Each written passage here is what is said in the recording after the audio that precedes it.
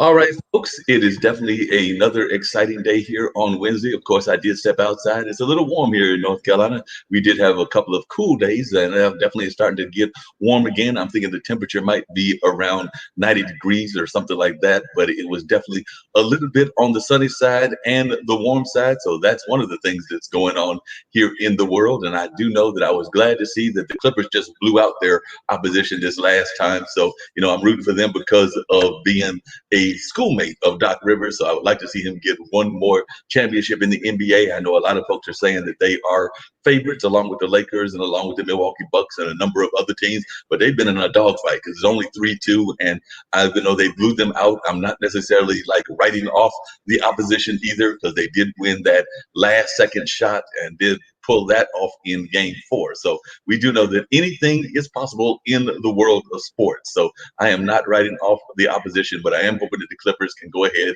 and win on tomorrow. But like I said, a number of things are happening around the world because we've got, of course, the COVID crisis. We've got a number of other things going on, including some protests that have been met with violence. I know that that was happening in Kenosha, Wisconsin earlier today. So, and they've been having some ramifications around that and how people are responding. Of course, the RNC is going on with their convention and things of that nature, or as I like to call it, the Donald Trump show, because it seems that it's just a lot of his family members, a lot of folks like that that are engaged in the conversation.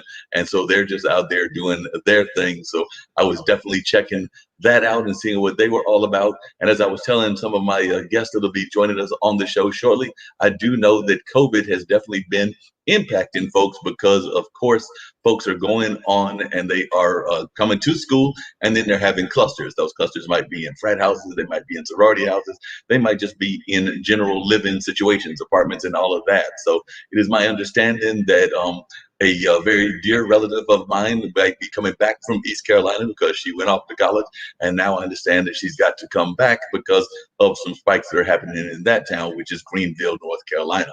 And then I've also heard from some other people that are either coming back or doing the hybrid model, because we do know there's the hybrid model where you're partially in school and partially online.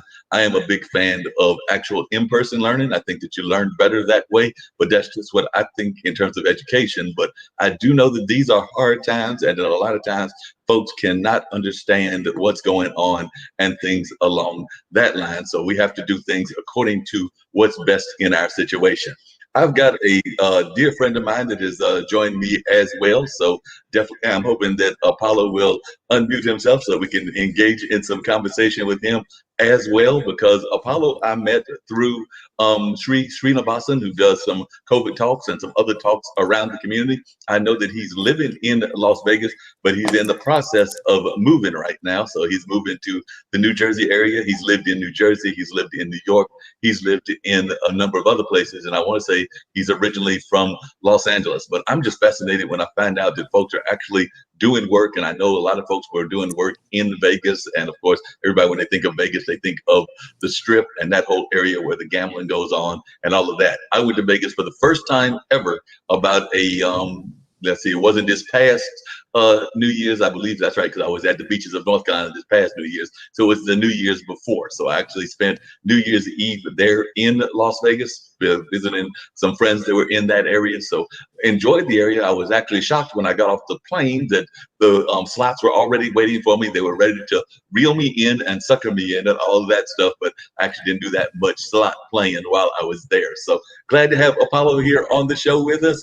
Glad that you were able to join us. I know that you're real stressed because you're making that move, and I definitely understand the stress of moves and all of that. So Apollo, if you would, please share with us a little bit about yourself. Like I said, I'm not even sure what business you're in and while you're in there in Vegas. I know a number of folks there are involved in the gambling industry, and a lot of that has been hurt by COVID. But if you would share with our folks that are around the globe and watching from IBM on the IBM TV network, a little bit about yourself, and then we'll see your take on what's going on in the world. So like I said, I know Kenosha had some things. Of course, California had some things in terms of Black Lives Matter. But I would like to hear your take on what's going on. But first, I'd like folks to meet and learn about Apollo. So Apollo, tell us a little bit about yourself and a little bit about your background.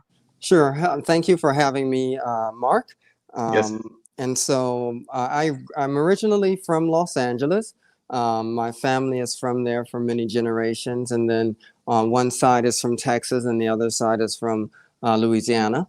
And I left Los Angeles at 19 to move to the East Coast because I never got a driver's license. I grew up in Los Angeles in the 1980s when it was very smog heavy, and I remember the brown layer. And in Los Angeles, people don't realize used to have the world used to have one of the country's largest public tram networks, and then all of that got torn out from the 1940s until the 1960s when they built the interstate highway system and gave buses, and then buses took over a lot of those old streetcar routes. So I mean, in Europe, I think they call them trams. In America, we call them streetcars. So I kind of, from an early age, thought that I'm going to put my money where my mouth is, and since I believe in public transport, I'm going to stick with that. But unfortunately, in the western part of the United States, unlike certain places like San Francisco, you really don't get a very robust public or mass transit network. So I moved east. I went to college at Amherst, and then later on, I went to grad school at Columbia University, and then I've lived in India, and I went into international development. My profession is communications, media and communications, and since in that vein, I've worked for the African Development Bank, and I've worked also for the World Bank, and since moving to Las Vegas, I've been able to get into insurance. So I have about 40 insurance licenses across the country, and right now I'm currently working for a pharmaceutical benefits management company, which will remain nameless. And I basically work as a pharmacy services representative, which is basically completing their orders. It's not a clinical position as such as a pharmacy tech or a pharmacy position, but I basically just make sure that people get their orders and things like that on time. So Vegas definitely is a very interesting city. It's very hot these days because it is the tail end of summer, but it has a lot more to it than the Strip. The Strip is definitely how it got started. The gambling, that is, the gambling and the drinking. And for me, one of my side hustles is mental health advocacy. So I came here to help a relative. And so since being here, I've actually reinforced a lot of my own coping mechanisms around mental health so that I could avoid a lot of the addictions that are just rife and encouraged here. As Mark mentioned, as soon as you get off the airplane, you get the gambling and the slot machines and all of these things. They're in the supermarkets. So and nobody thinks anything of it. They just see it as a very normative part of the environment here. But I look at it a little bit differently, and I just wonder if whether or not people are aware of how routine and I guess routine as well as entrenched some addictions can be, gambling being one of the main ones, drinking another. So since being here, I've gotten really into yoga and meditation, and actually quit smoking in a place in one of the places in the world where you can smoke indoors inside of a casino. I quit smoking. So that's pretty much me in a nutshell for right now. Well, that's great. That's a lot of great information that you shared with and everything. What One other thing where I was surprised when I went to Vegas was I was not aware of like the inner cities that exist in Vegas. I actually went by. I didn't go to it because my friend didn't necessarily want to go to it, and I wanted to engage those folks that I was visiting. But they were having a Kwanzaa celebration, and it was in another part of Vegas away from the Strip. I do remember going to see a show. I believe it was Drumline that was taking place at one of the theaters there in Vegas. So Vegas seems to, like you say, have more to offer than just the Strip. But I was wondering if you could talk to us a little bit about your view, and I know you're going to move, but your view of how race relations are perceived in Vegas and also just the city in general, because I do know that there are like some inner city communities, for lack of a better term.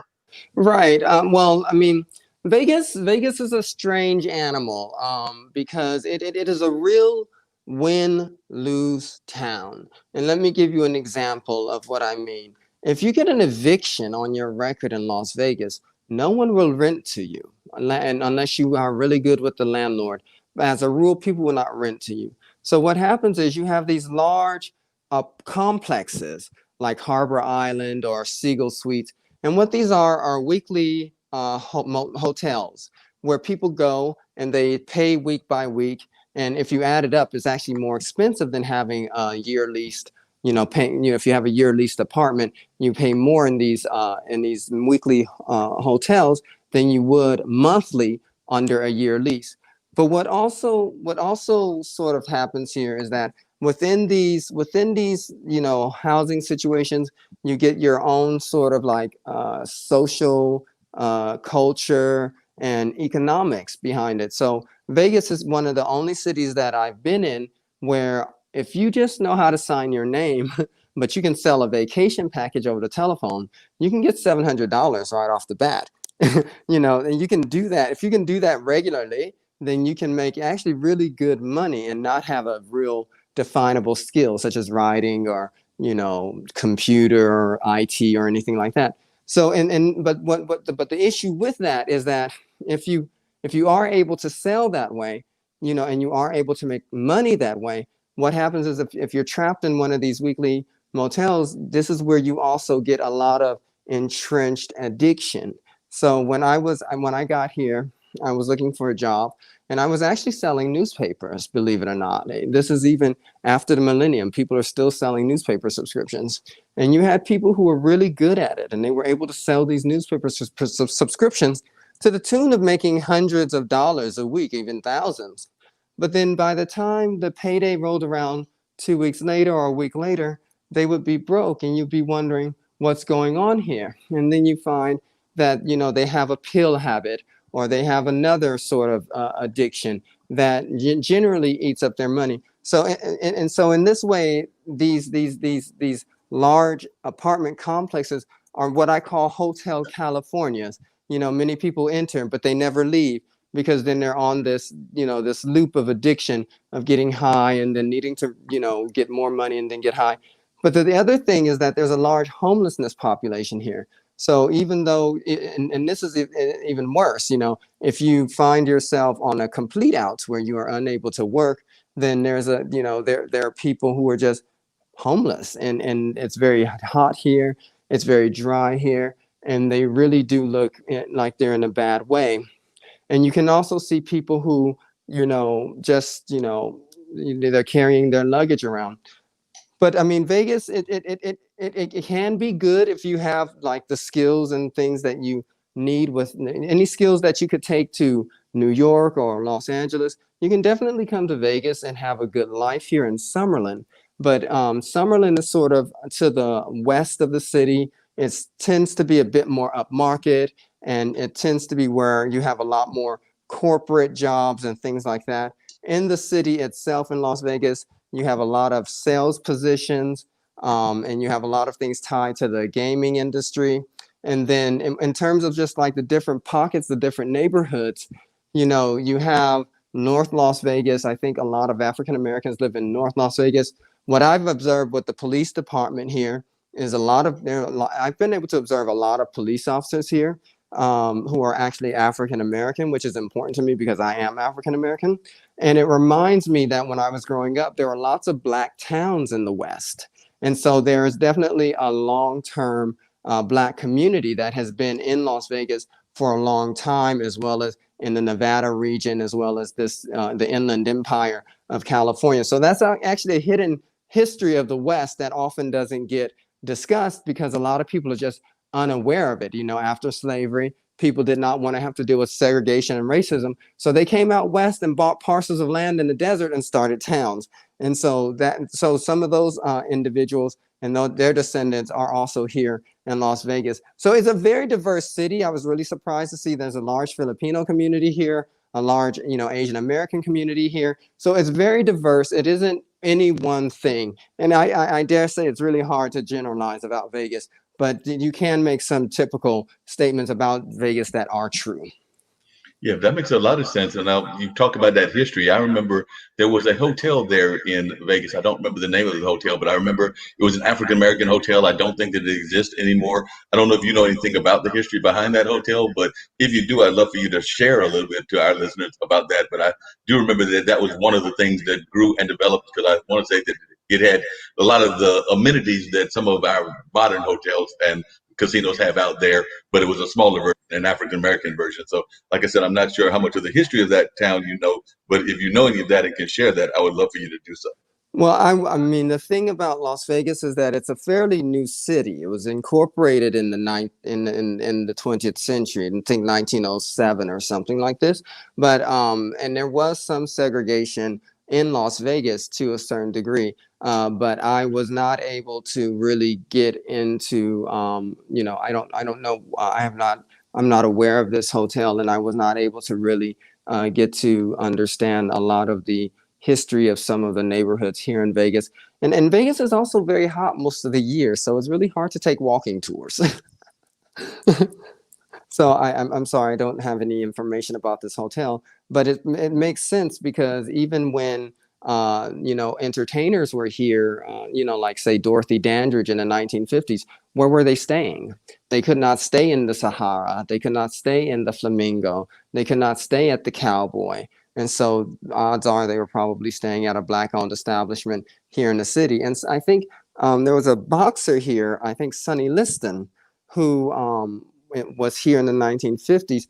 And a lot of people, you'll get people who've been in Vegas. There are people who were born and raised in Las Vegas, and they will tell you to your face, point blank, it was a lot better when the mob ran it Wow. before it So became corporatized with So they actually MGM and liked all it the better when rest. it was being run by the gangs and things of that nature. That's interesting. I actually had heard some folks say that, and they were actually surprised when it became corporatized. And I know that there was even some folks in Vegas that were not too pleased when certain powerful folks in the corporate world came to Vegas, because I know that even the current person that's sitting in 1600 has some investments in Vegas, as do some other corporate types. So I would love to hear your take on the corporate ties that are existing now in Vegas, because I just find that really fascinating. Because you're not the first person that's told me that. I've had some other friends, including one who has moved back to North Carolina from Vegas, that have talked about that corporate tie. And that one friend that's moved back to North Carolina or North Carolina, Virginia area was working in the casino industry. I think she might have been involved in like one of the Darden enterprises. And for those that don't know, Darden owns Red Lobster, Bahama Breeze, and a number of other kinds of restaurants and things of that nature. But I know they have some properties there in Vegas. So I was just wondering if you could share with us your take about the corporate mentality of Vegas now. Well, from what I've observed, I mean, it's really interesting because before it became corporatized with the MGM and Caesars and all of these large hotel casino companies, it seems like if, for example, say a business deal went wrong or someone crossed someone, they will always say, don't kill them in the city. They'll invite you to leave the city, and then they'll kill you in the desert and bury you there. So as far as I know, it's a rumor, but I think when before it became corporatized, there was a lot of this sort of internal justice, sort of internal communal justice that didn't touch mainstream legal structures such as the court system, right? Because who knows if whether or not they were doing something legal in the first place. And so how would how can you take something illegal into the court system without getting yourself compromised? But since you have the arrival of all of these corporate entities, you have the internationalization of Vegas. You also, because you have the internationalization of Vegas, you also have the coordination of regulation and laws and expectations around Las Vegas that make it much more akin to any other large metropolis in the world. Even New York or Los Angeles or San Francisco or Toronto, for example. And so because of that, I look at it and I say, okay, well, this looks relatively normal to me. I don't see where there could be any obvious corruption, but it's still here. There's still that layer of it. I don't suggest anyone go looking for it, but it's still there. And so what that has enabled Vegas to do is to expand beyond the gaming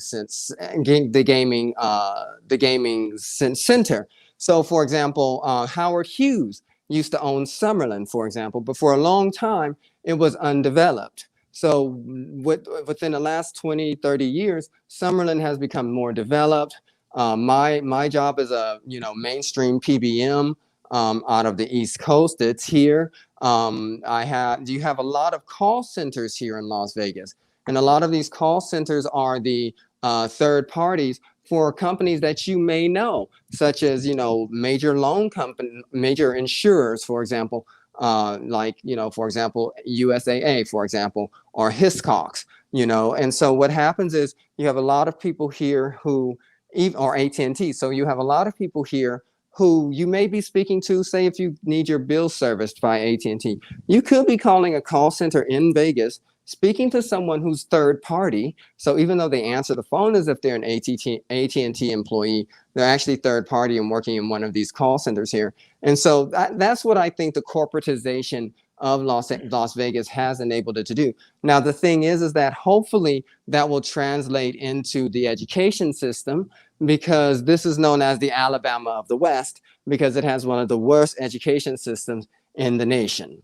And it's apparent. I mean, I really do have some sympathy, or rather empathy, for individuals who are born and raised in Las Vegas, and say if their parents didn't have wherewithal and they lived in Summerlin where they could get a better education, you can see how some individuals they're not really given a chance to really develop into all that they can be, because it's just not available to them. So then what you have is just people who are, growing up in Las Vegas, growing up in the milieu and the environment of Las Vegas. And you can see how that can also sort of trap them in a place like Las Vegas. Las Vegas is one of these places where if you get a jaywalking ticket, the fine is $200. But if you do not pay that fine, they will pick you up. They will send a marshal after you for a jaywalking ticket. And that's also something about Las Vegas, is that you have, because it is sort of this resort town, and because it also trades on this idea of being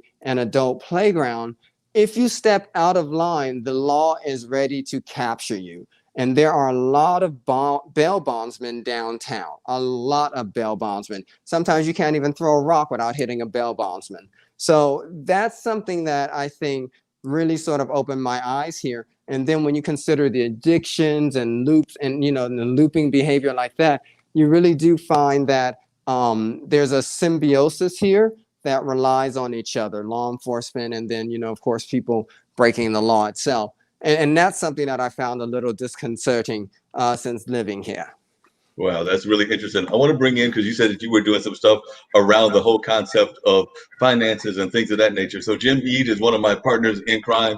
Shaquille Latimer, who's out of Australia, but who has lived in a number of other parts of the world. I know you've traveled around the United States, and you've actually also been Apollo to India. So you've traveled around the world as well. But I know that you're doing stuff in the whole kind of like finance world.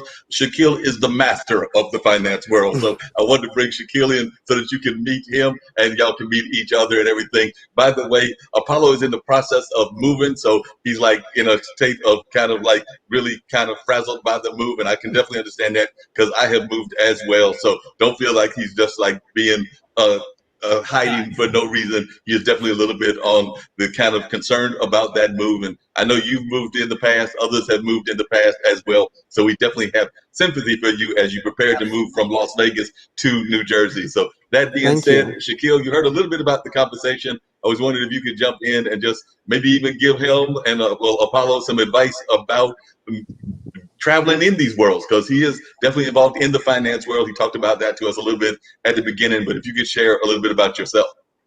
Yeah, well, firstly, unfortunately, I haven't actually gone back to the mother country. We're 10 generations away from India, so I unfortunately haven't been there, and I don't actually know an awful lot about the place. So that's a sad side.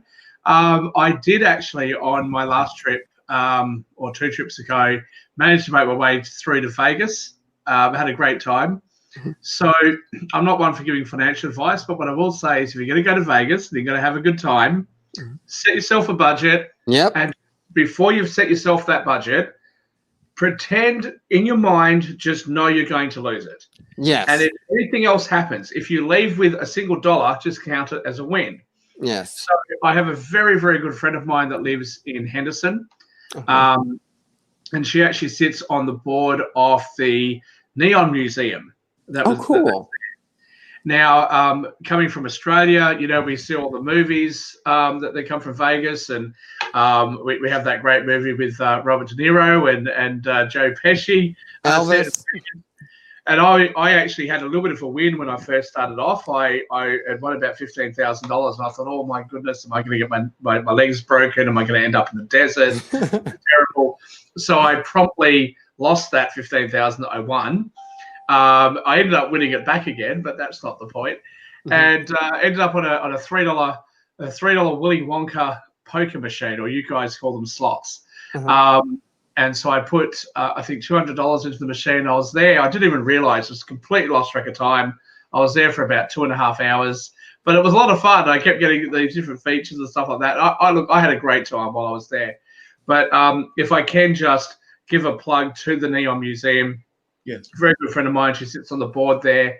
And as a tourist going into Las Vegas and seeing, all the old movies, and then going to a place where all the old neon signs are actually there in this museum thing. And you go on this bit of a tour, and we went at night, which I assume is when everybody goes. And they've got these LED light type things, or these spotlight things. And what they do is they actually light up all the neon signs, because there's no neon left in them, but they actually have the lights set up so that it hits all the light bulbs, and it lights it all up. And there's this sort of musical thing that goes on. You see all this stuff, and you see Liberace going, and it's just an amazing thing to see. I was so impressed. So for anybody who hasn't gone to Vegas, save a little bit of the gambling money you've put aside and go to the Neon Museum, because personally I thought it was a fantastic thing to see.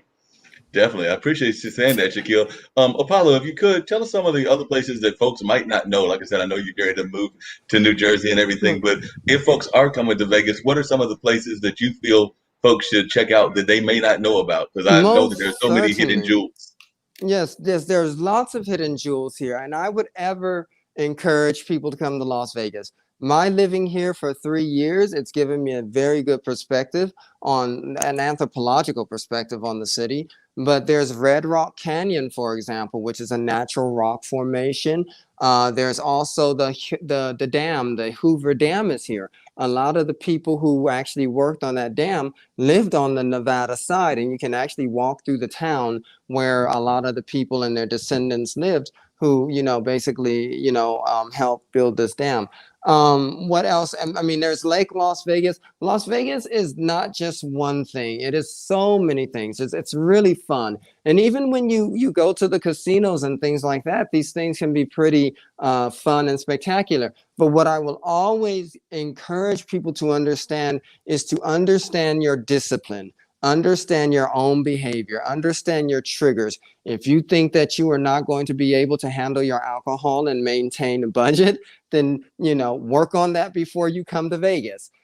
Because the town is really, the casinos, for example, if you go into a casino, you might not be able to tell if it's night or day, and that's deliberate. They don't have any clocks on the wall. So the thing is that if you don't want to go to the casinos, you can definitely go outside of Vegas to Red Rock. You can definitely go to some of the different, like the Hoover Dam is here. You can definitely get a helicopter tour of the Grand Canyon, because that's actually pretty close here. If you want to just stop through Vegas for a couple of days just to see what the temples of Babylon are all about, then you can go ahead and go down to Sedona, where you can have your more spiritual experience. So Vegas is in its own way has it's a nice little hub for lots of other things in and around the area. And of course, it's not so far from California, like San Francisco and, not San Francisco, San Diego and Los Angeles. And then if you just want to drive north of Vegas to Reno, you're closer to, Lake Tahoe in Northern California. So it's amazing. I think it's really amazing in that way. Just if I can say to Apollo, everything he said sounds fantastic and perfectly logical. As an international tourist going into Vegas, none of anything that he said is going to happen. If you go to Vegas, you'll have these incredible plans, but you will not do any of them. You'll end up being like me and going, oh, let's go to Circus Circus. Let's go to the big pyramid thing at Caesars. I had great plans. I stayed at the Venetian one night, and I stayed at the Wynn for one night. That one night ended up being a week. I was going to get a helicopter into the Grand Canyon. I ended up at Circus instead. So I can pretty much guarantee you that the first time you get there, have some great plans, but you're not going to do any of them. I can pretty much guarantee that. Right. I mean, one thing about, since I've moved here, ironically, I picked up yoga and meditation when I was living in South Asia.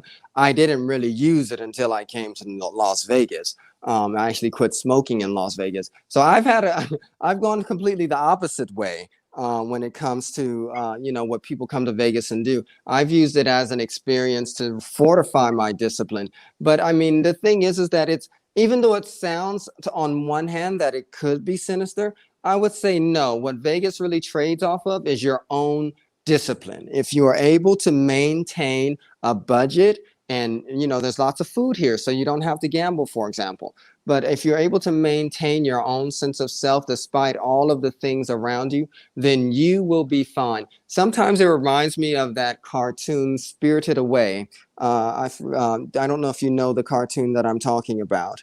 I forgot. It's a very famous Japanese anime. And it sort of reminds me of that, because you do see heartbreak here. You will see heartbreak here. You will see people where you will look at them and be like, well, how did you end up here? And then how did you end up where you are? So it's one of these things where you definitely have to keep a sharp eye, sharp ear about you, and use your wits, because there's someone there to take you for a ride if you're open for it. Trust me.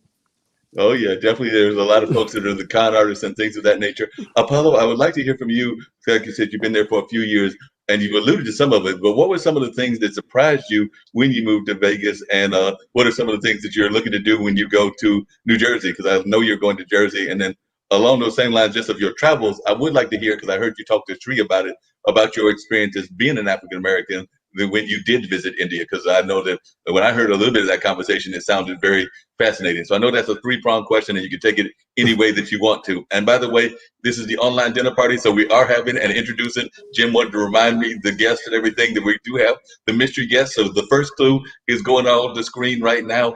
And if you're not reading it, I was arrested for violating the segregation laws of my time. So that's one of the clues about our mystery guest that will appear up later. It's probably not who you think it is. I'll just tell you that. But that's the first clue that is going on right now, and we may have an audio clue later on as well. But that's a little bit about our mystery guests that I've got that'll be on this show on a regular basis. We'll have two mystery guesses. And by the way, the catch is that you got to get both of them. One is a national figure, meaning that they're somewhere from the United States. It could be in any industry. It could be sport. It could be politics. It could be activism. It could be religion. It depends on where my mind goes at the time. It could also be one international person. And in order to win today, you need to get both the national and the international person correctly. Now, some folks would say, Mark, that's not fair. I got one of them. I didn't get both of them. So what I'm doing is I'm saying that if you get one today, and you just need to tell me this in the chat, and there's various chat aspects, whether it's YouTube, Facebook, or whatever, but it needs to happen between now and 7, because that's the kind of time frame of the show and everything. So it needs to happen during that time. But if you get one today, that means that you are halfway there for next week. So like I said, if you don't get both of them today, I am counting you getting one today in order to get the prize next week if you don't get both of them today. So I am trying to put a little twist in there. So that's the first clue. And now I'll toss it to you, Apollo. Well, one of the things that I thought was interesting was when I first got here, I turned on public television to look at news, because a lot of times I don't look at a lot of the cable MSNBC, the shouting matches that they have. I look at, the news hour, but they had just a local news story here. And what I found out was that there's a lot of human trafficking in Las Vegas. And it makes sense because Las Vegas sits right between two different states. It's about a couple of hours north of an international border. And then what I also found out was a lot of people who have been paroled from jail all across the country come to Las Vegas because they find that it's easier to sort of start over. So the motto of Las Vegas is actually the city of second chances. That's what a lot of people don't realize. A lot of people who've been down on their luck in other places come to Las Vegas and they're able to make something of themselves. So that's something that I thought was really surprising about the town.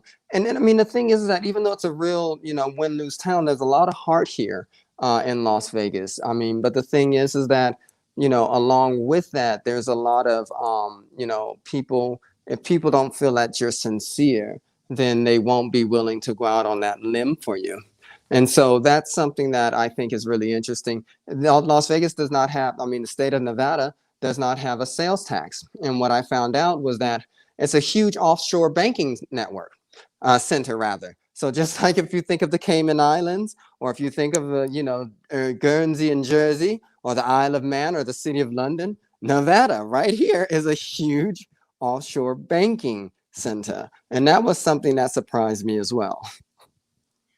Shaquille is trying to tell you to keep quiet about that, but we're going to have Shaquille's comments on that as well. And by the way, Shaquille was teasing me because he said that Aussie dinner parties consist of alcohol. I'm talking to some alcohol sponsors and some other folks as well, so don't worry, we will have that element. Maybe it'll be a prize. Maybe they'll have to take their drink elsewhere, but there will be some drinks involved, but we're going to do it in moderation because we don't want them getting caught up in the stuff that Apollo is talking about. Well, I mean, and it's a private, not for our viewers, by the way, Mark.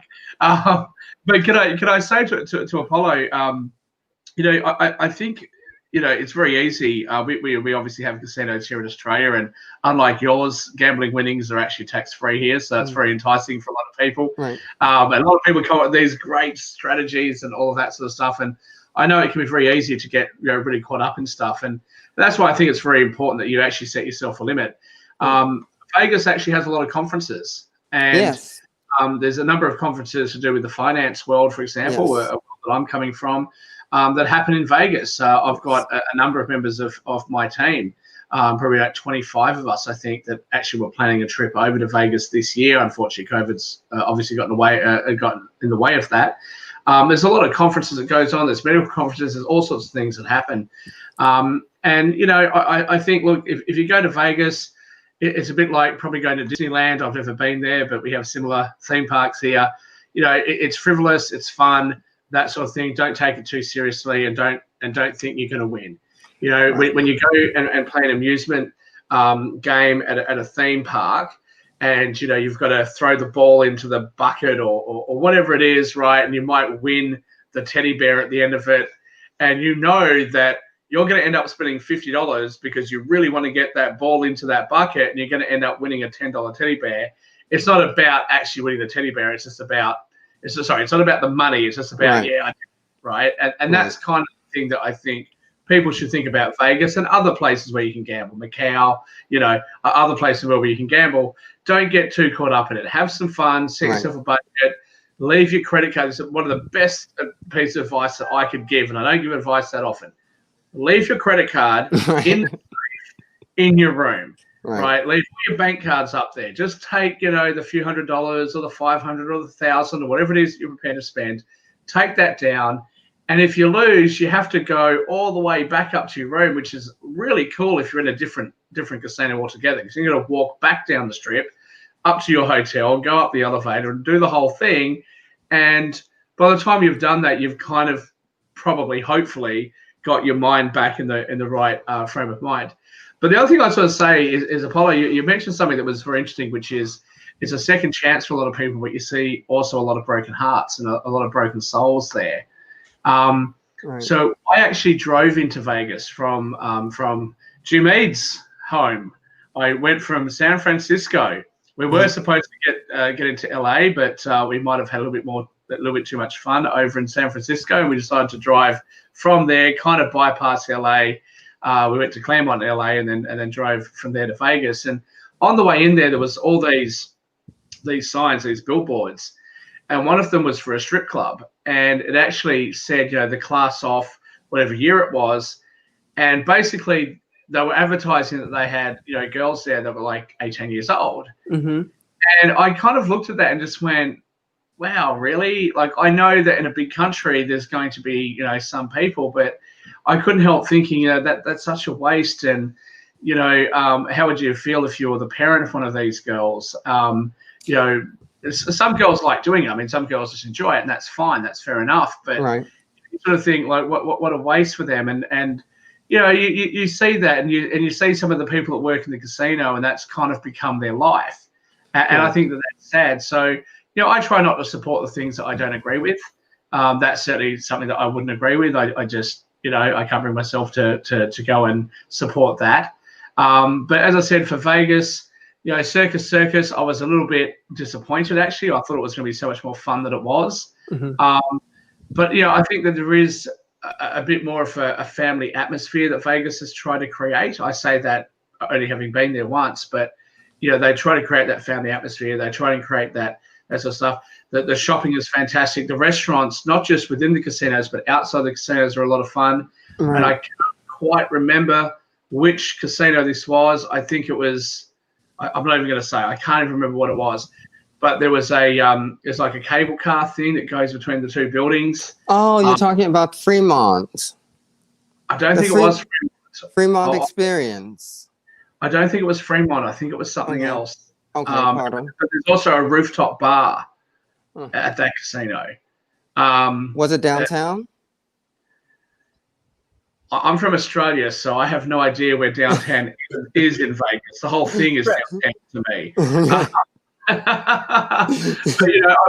at any point, I went there. I had a great time, and I think I may go down as the only person in history that went to the middle of the desert in Nevada and managed to catch a cold, because we went up to this rooftop restaurant, went out on the rooftop bar. You guys had that blood moon thing going on.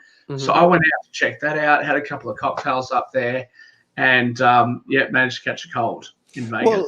Well, I mean, speaking of the blood moon, I mean, Las Vegas, I mean, it's interesting because there is a very interesting spiritual side to Las Vegas. It's against the law to deny someone water in Las Vegas. It is against the law. That is an arrestable offense. And the thing is that because there is all of this lore behind organized crime and people who have been killed here, at night in Las Vegas, sometimes if you just sit down, not on the strip, but if you just like in my apartment complex, for example, it's landscaped. But if you just sit down at night and you look, you don't really know what's shadow and light. It really does have that very spooky aspect to it. And I mean, and that's just one of the aspects of just living in the desert. I think, I've seen it in other deserts I've been in, but it's definitely, there's so many layers to this town that it's really quite unfathomable at times. And the thing is that speaking of, I met a young woman here who was actually my supervisor at one of these jobs where I was selling the newspapers. And she told me about how she got caught in one of the hotels on a prostitution charge. So it is illegal to solicit or to engage in that sort of business. And you never know if there's a sting, because there's a lot of vice police here. A lot of the police here look like anyone else. And then the next thing you know, they turn the lights on and game's over. So you have to just be really aware of that. Now, that's not to say that you cannot come here and hire somebody for their time, normally called an escort, but you have to understand that there is a way about doing it. It's not what you do, it's how you do it. And one of the things that surprised me about Vegas is I'm sorry. One of the things that surprised me about Vegas as well was the dust there. I'm just going to be honest. When I visited the friend that I went to visit, I was just blown away by how dusty a place it can be. I know it's in the desert, but I think when you go to visit, you're not thinking about the dust. And it's definitely has some dust elements. It gets into the buildings. And there's folks that even, I'm thinking you in the apartments have to be aware of. The people I were visiting, they were living in the house, but I know they had to be aware of it. But I was just wondering if you could speak about that aspect, because I know it's definitely very hot out there in Vegas, but I also found it to be very dusty. Well, what I would recommend is that Well, if you come to Vegas and say, because it is dusty, I think in the winter you may get more of the dust because it's more windy, but it's colder as well. But it can be pretty, even to actually the wind blows a lot here. Even today it was rather windy and it's just blowing hot air. It feels like you're in a furnace. But the thing is that there's a lot of dust here. And I would recommend that, say, if you have allergies, just go to a local store here and get some local desert honey, and that will help accumulate you when it comes to your allergies. That's what I did. And that's something that I would definitely recommend. I mean, the thing is that Vegas actually wants people to have a good time. They want people to keep coming back.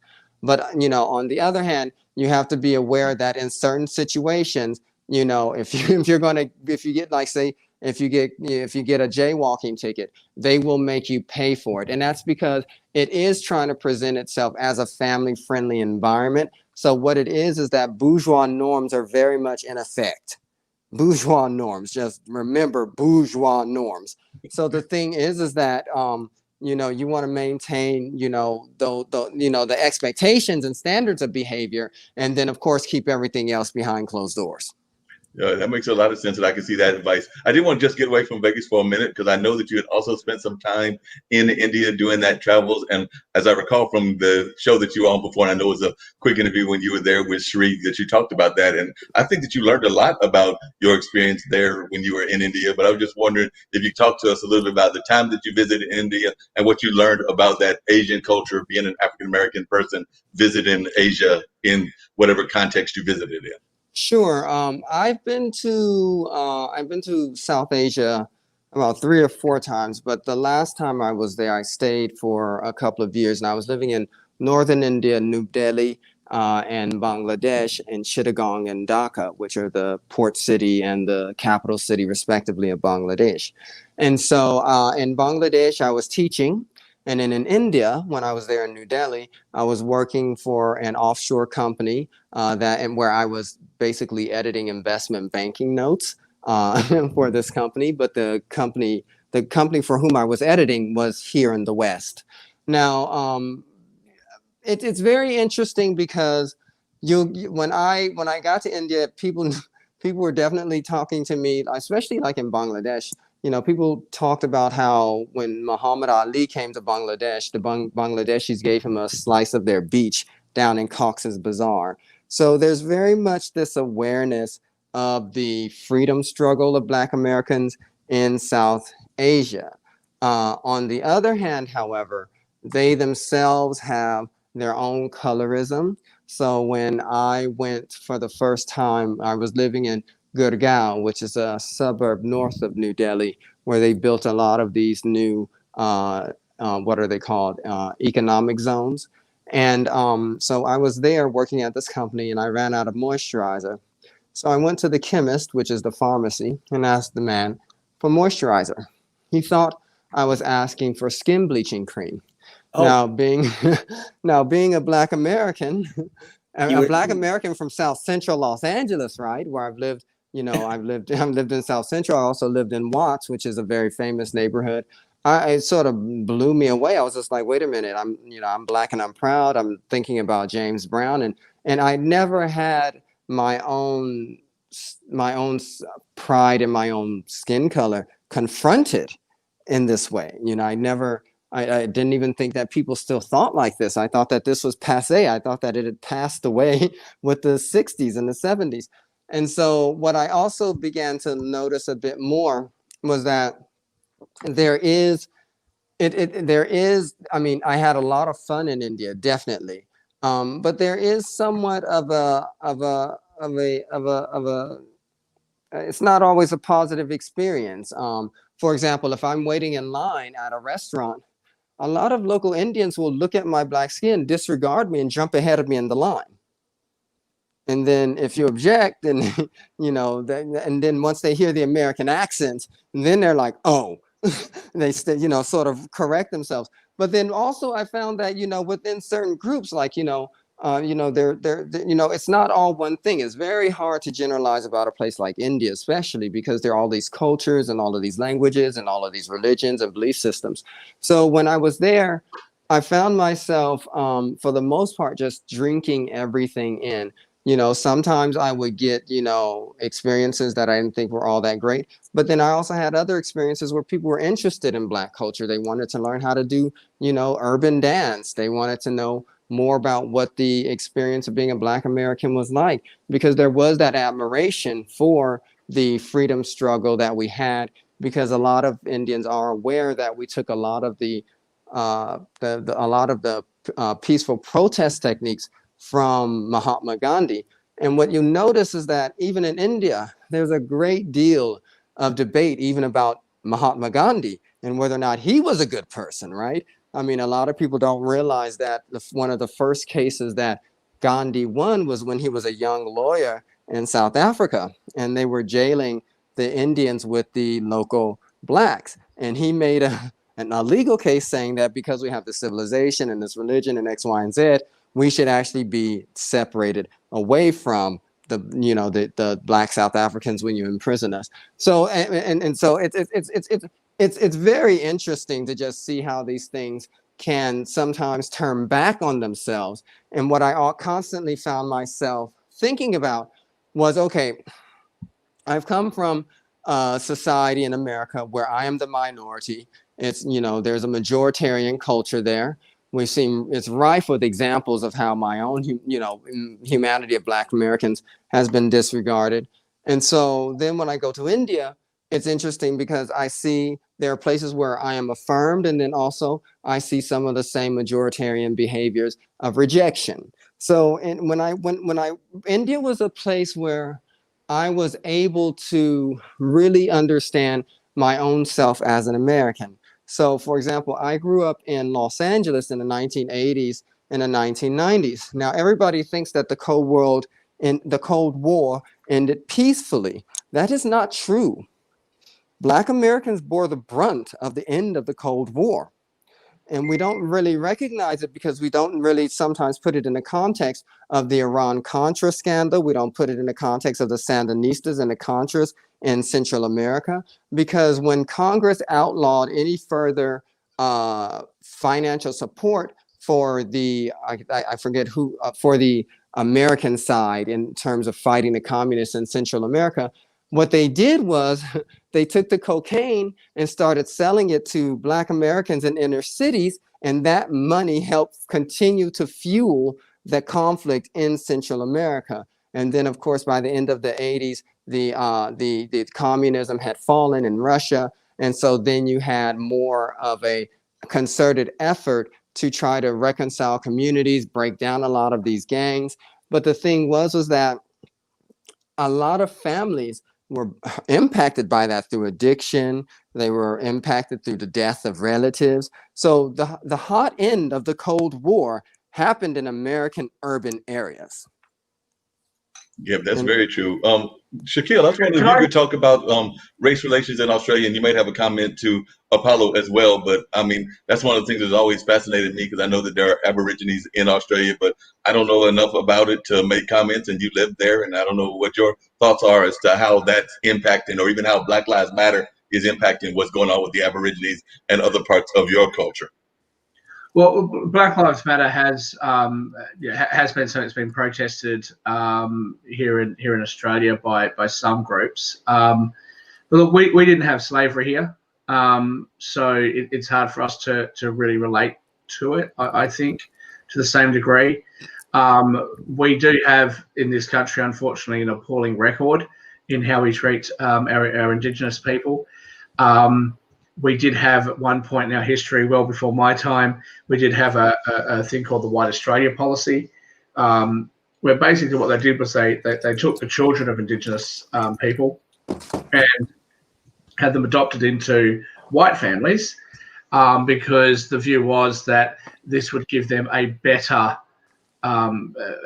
chance at life and a better education and that sort of stuff. And you know, we still have a large number of Indigenous families today who don't actually know exactly who their ancestors are. You know, what families they come from, and that's been a problem for us.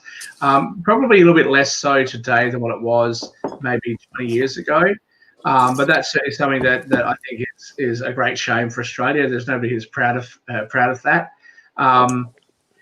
More recently, I think there is the issue of whether our police services are perhaps being too forceful, using excessive force and arresting people. And I think the problem with Black Lives Matter movements in Australia, as opposed to what's going on over there, is that they tend to cherry pick times when police are using excessive force against somebody who's perhaps from an Indigenous culture, whilst not acknowledging that perhaps the police services or that police officer may be doing that just as a general thing.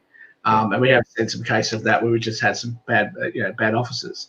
To Apollo's point about Indians and the colour of skin, it's interesting because even outside of India, if you go to a place like Fiji, which is where a lot of my family are from, it didn't matter whether you were Hindu or Muslim or Christian or what it was. We all just got along, and that was how it was. Now, I'm not actually from Fiji. I was born in Australia, and I'm British as well. But you see the cultures just get along, and some of that may be because they had to. They were all sort of taken by the British, and that I don't think they had much say in the matter. They just were taken, and that was the way it was. And so when they got to a new country, they all kind of blended in and just made it work. Whereas India, less so today, but it still does have the caste system to some degree. And also, my cousins and I always make fun of each other, but we can because we're family and it's loving and it's kind of just joking around. But amongst my cousins, I'm the lightest. There's 7 of us, 6 of us are boys. There's 1 girl. The girl is arguably probably lighter skinned than I am. But amongst my family, I'm one of the lighter skinned amongst us.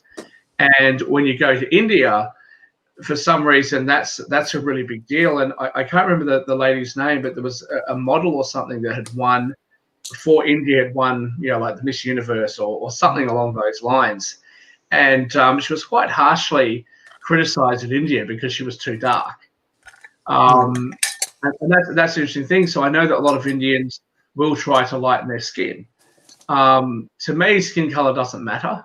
Gender doesn't matter. Sexuality doesn't matter. I don't care. I'm not looking at those things, which is why I think when we talk about politics and some of the other shows that we do, I think Australians especially, and people like myself who are immigrants to Australia or are children of immigrants to Australia, it's hard for us to really relate because we're not looking at skin color in the first place. And so when skin color becomes an issue, we kind of look at that and go like, hey.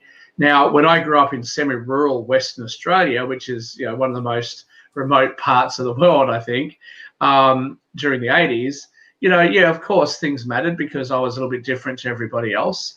But I can honestly say that I don't think past 10 years of age I've ever felt as I was treated in a racist way in Australia. So hopefully we've made progress there, and certainly I can say for New Zealand, which is another place I spent some time, I honestly can say that I don't think that there is any racism there to any great degree. Well, but the other thing I will give Australia credit for is at least Australia has been willing to examine its history in a public way. I mean, I think you guys have a day of apology or something like this. Like, that hasn't happened in America. Well, yeah, I mean, I'm not sure what you see about our country overseas. We did have a Prime Minister, his name was Kevin Rudd, who apologised to the Aboriginals and the Indigenous. But that was not something that a lot of Australians agreed with. Actually, a lot of Australians were quite unhappy that he did that and had expressed that prior to him doing it. So that was not something that was, universally, sort of celebrated by Australians. Also, we have a day called Australia Day. So that was when Captain Cook came over to Australia and brought his ship of convicts over. And we call that Australia Day.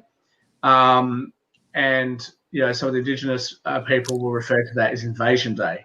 So we do have our own problems here, but they're not perhaps as severe historically as what you have in the United States, because most parts of the old world and the United States have actually had slavery as part of their history.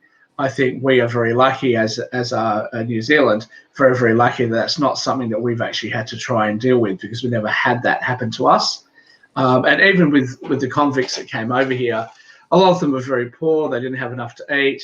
And they were sent over, especially women, because women, for some reason, tended to commit less crimes than men. Women were sent over here for even more petty crimes than what the men were. They were sent over for stealing a loaf of bread, or stealing an apple or something like that, and so they were shipped across to Australia, because what are the men in Australia going to do? There's no women here. So that was something that did occur throughout our history. But something that a lot of people don't know, I think, in the international community, is that a lot of people in England at the time would actually deliberately commit crimes and then dob themselves in. So they would steal a basket of fruit or something, and then walk up to the police station and say, "Hey, look, I stole this basket of fruit." And the reason they were doing it was because they wanted to come to Australia.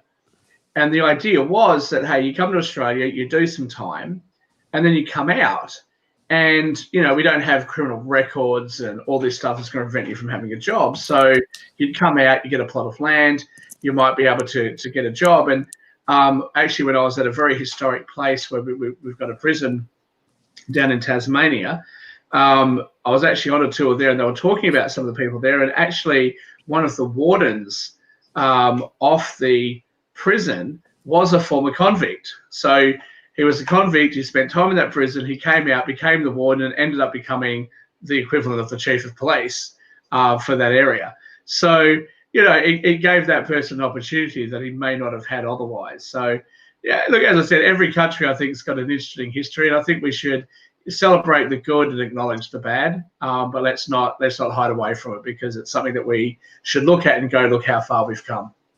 Yeah, definitely. I agree with you on that. Paula, I was wondering, could you just talk a little bit about also your growing up in Los Angeles and Watts? Because I know a lot of folks that are watching around the world, they don't know necessarily about Watts and that community. I mean, some folks know about it because of its history, because of the Black Panthers, and because definitely way back in the 60s, the fires and things of that nature. And of course, Rodney King and some things that might have happened out of Watts. But there's a number of other things that are about that community that folks might not know. And that's your home. Like I said, you lived in Vegas now for a few years, but your home is Los Angeles. So, and particularly the Watts area. I just wondered if you could share with our global audience a little bit about Watts, and Sure. then I might have you share a little bit about New Jersey, which is where I know you're heading for, and New York. But I would love for you to share a little bit about that as well. Well, Before you do, Apollo, Mark, thanks very much for having me. Apollo, it's lovely to meet you. I'm afraid to our viewers, it is 7 o'clock in the morning for me, and I'm well and truly past my bedtime. So thanks for being here. Thanks for inviting me. It's lovely to be here. I'll wish you guys good night. pleasure to meet you, Shaquille. Be well. I appreciate that. So I was born in Los Angeles, and it's actually quite an unfortunate story. My mother fell into addiction, and so as a result, our family was broken up, and we were sent to different homes. And this was just how the state decided to deal with the issue. So my first foster home was actually in a very upper middle class neighborhood called Lafayette Square. And so then I was there until about 8 or 9, and then I was going to be adopted, but the adoption didn't work out. And so as a result, that's how I ended up in Watts. So I never felt that Watts was my home. I never felt that at all. In fact, once I landed there and I saw what it was, I immediately did what I could do to get into a magnet school program so that I could get into a college preparatory program to get to college, because that was the only way that I felt I was going to be able to get out of the neighborhood.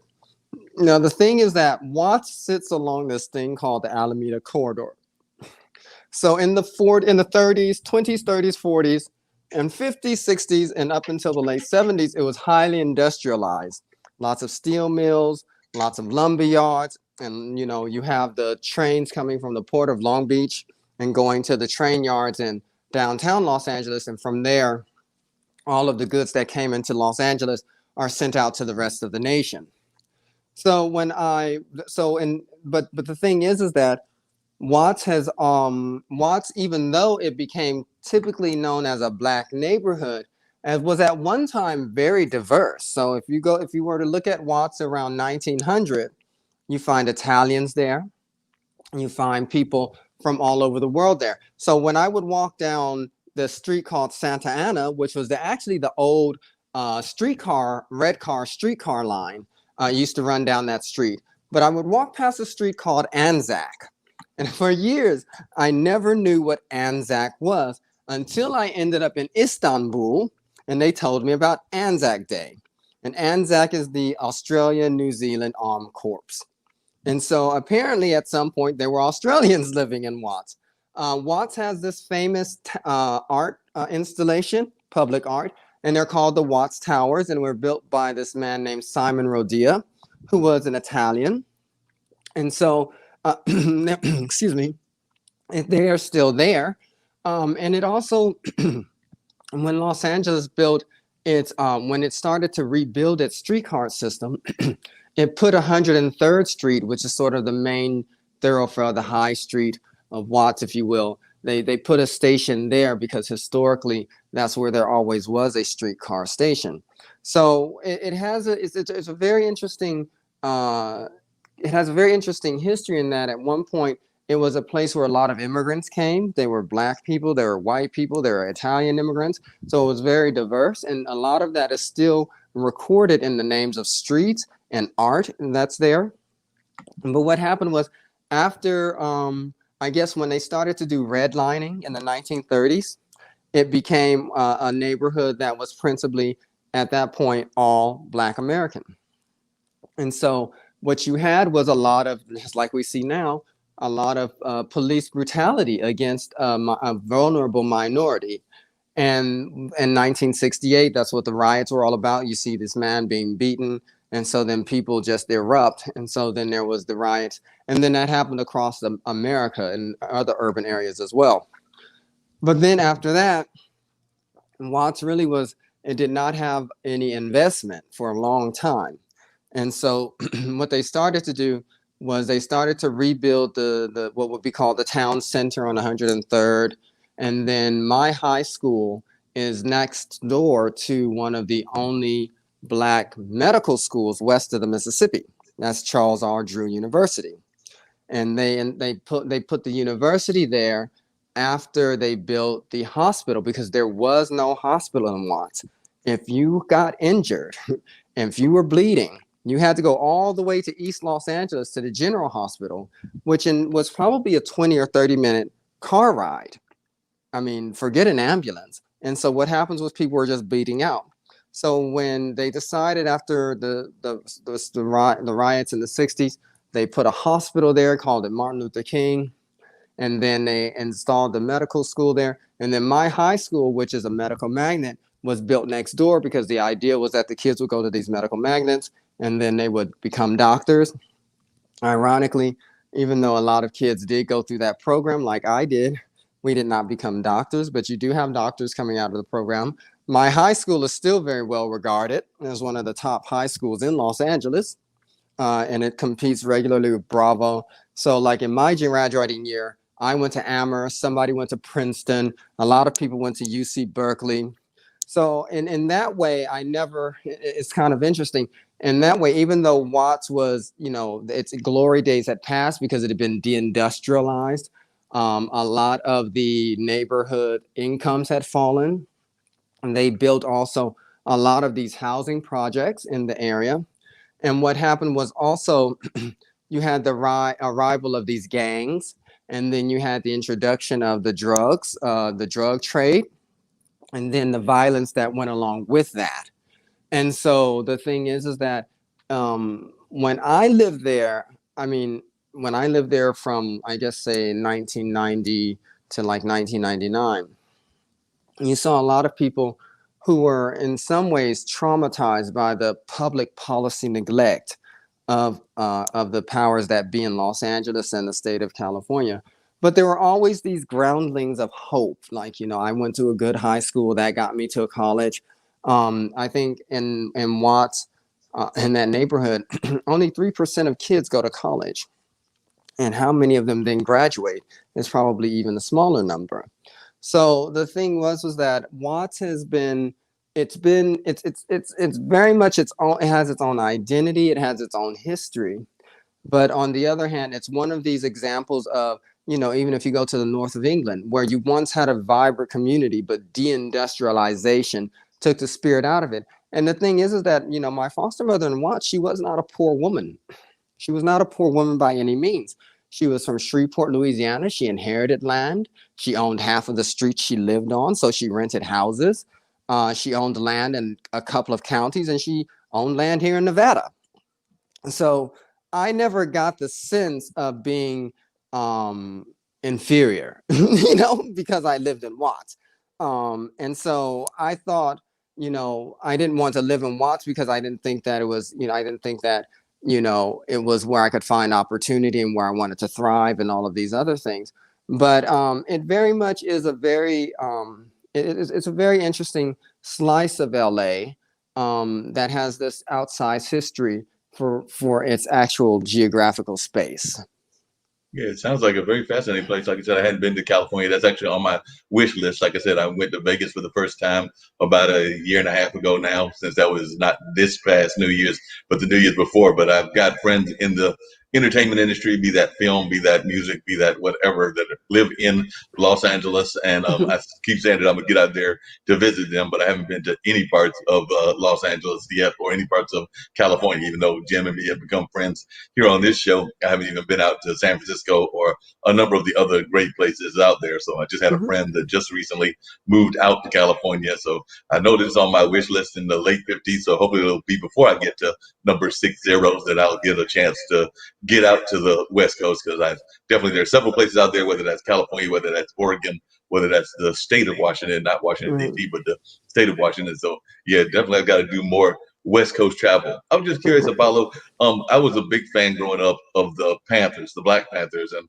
I know that you have some views that are also very much politicized and things of that nature. But I was just wondering, what is the view, in your opinion, both of yourself of the Black Panthers, and also what's the perception in what you're hearing of California of the Black Panthers? But I was just wondering if you could elaborate on that, because I'm a fan of some of the work that they did in community building back in the 60s and the 70s. But I know there's the new Black Panthers, but I was just wondering what your perception is. Well, it's interesting because when, Watts is no longer a primarily Black neighborhood after the Contra, after the Sandinistas and things like that. A lot of Central Americans have moved in, and a lot of Black Americans moved farther inland, like Lancaster and Apple Valley and things like that.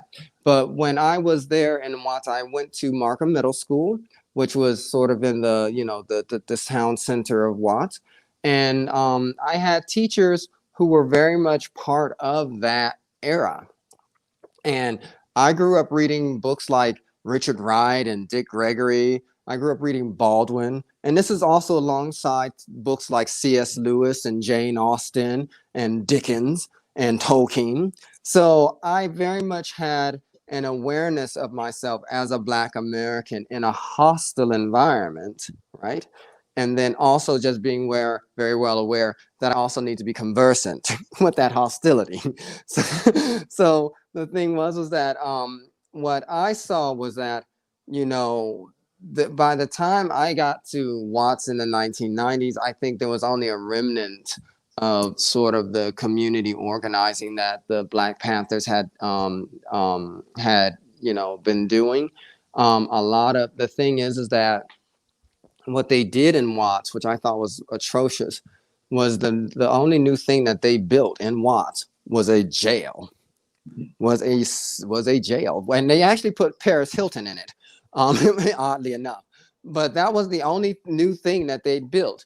The high schools, I mean, I remember hearing stories about, what I thought was most tragic was like, some of the kids that I remember growing up with, their mothers were addicted to crack cocaine, which is still cocaine, but it's created into crack so that they can sell more of it and make more money off of it. That's what people don't understand. And so people have this idea of, looking at it as if it's less than cocaine, and it's not. It's just a different form of it because the people want to make more money off of it. You can make more money off of crack cocaine from 1 dime bag of cocaine than you can just selling that 1 dime a bag of cocaine. So the thing is that what they did was, rather than just sort of like really being more empathetic and understanding that, you know, a lot of the people who lived in this neighborhood, it's, you know, it's economically distressed, it's been deindustrialized. You know, there were people like Maxine Waters who like tried to make an effort to get a lot of you know, work, you know, community economic empowerment in the area and things like that. But the thing is that once the Panthers were removed, then you had the introduction of the drug trade, and then you had the gangs. And then once that happened, there was no real social justice in that regard. I mean, that was sort of like, you know, pure laissez-faire capitalism, and people were just being exploited by their addiction. And that actually is pretty unethical, because as we can now understand, addiction is part of a disease. It's always mental health and addiction. And so what happened was these people were basically being exploited. And these were good people. These were not people who were predisposed or had a predilection to, you know, not being very productive members of society. I mean, Jordan Downs, and I believe there was another high school. Jordan was right there on 103rd.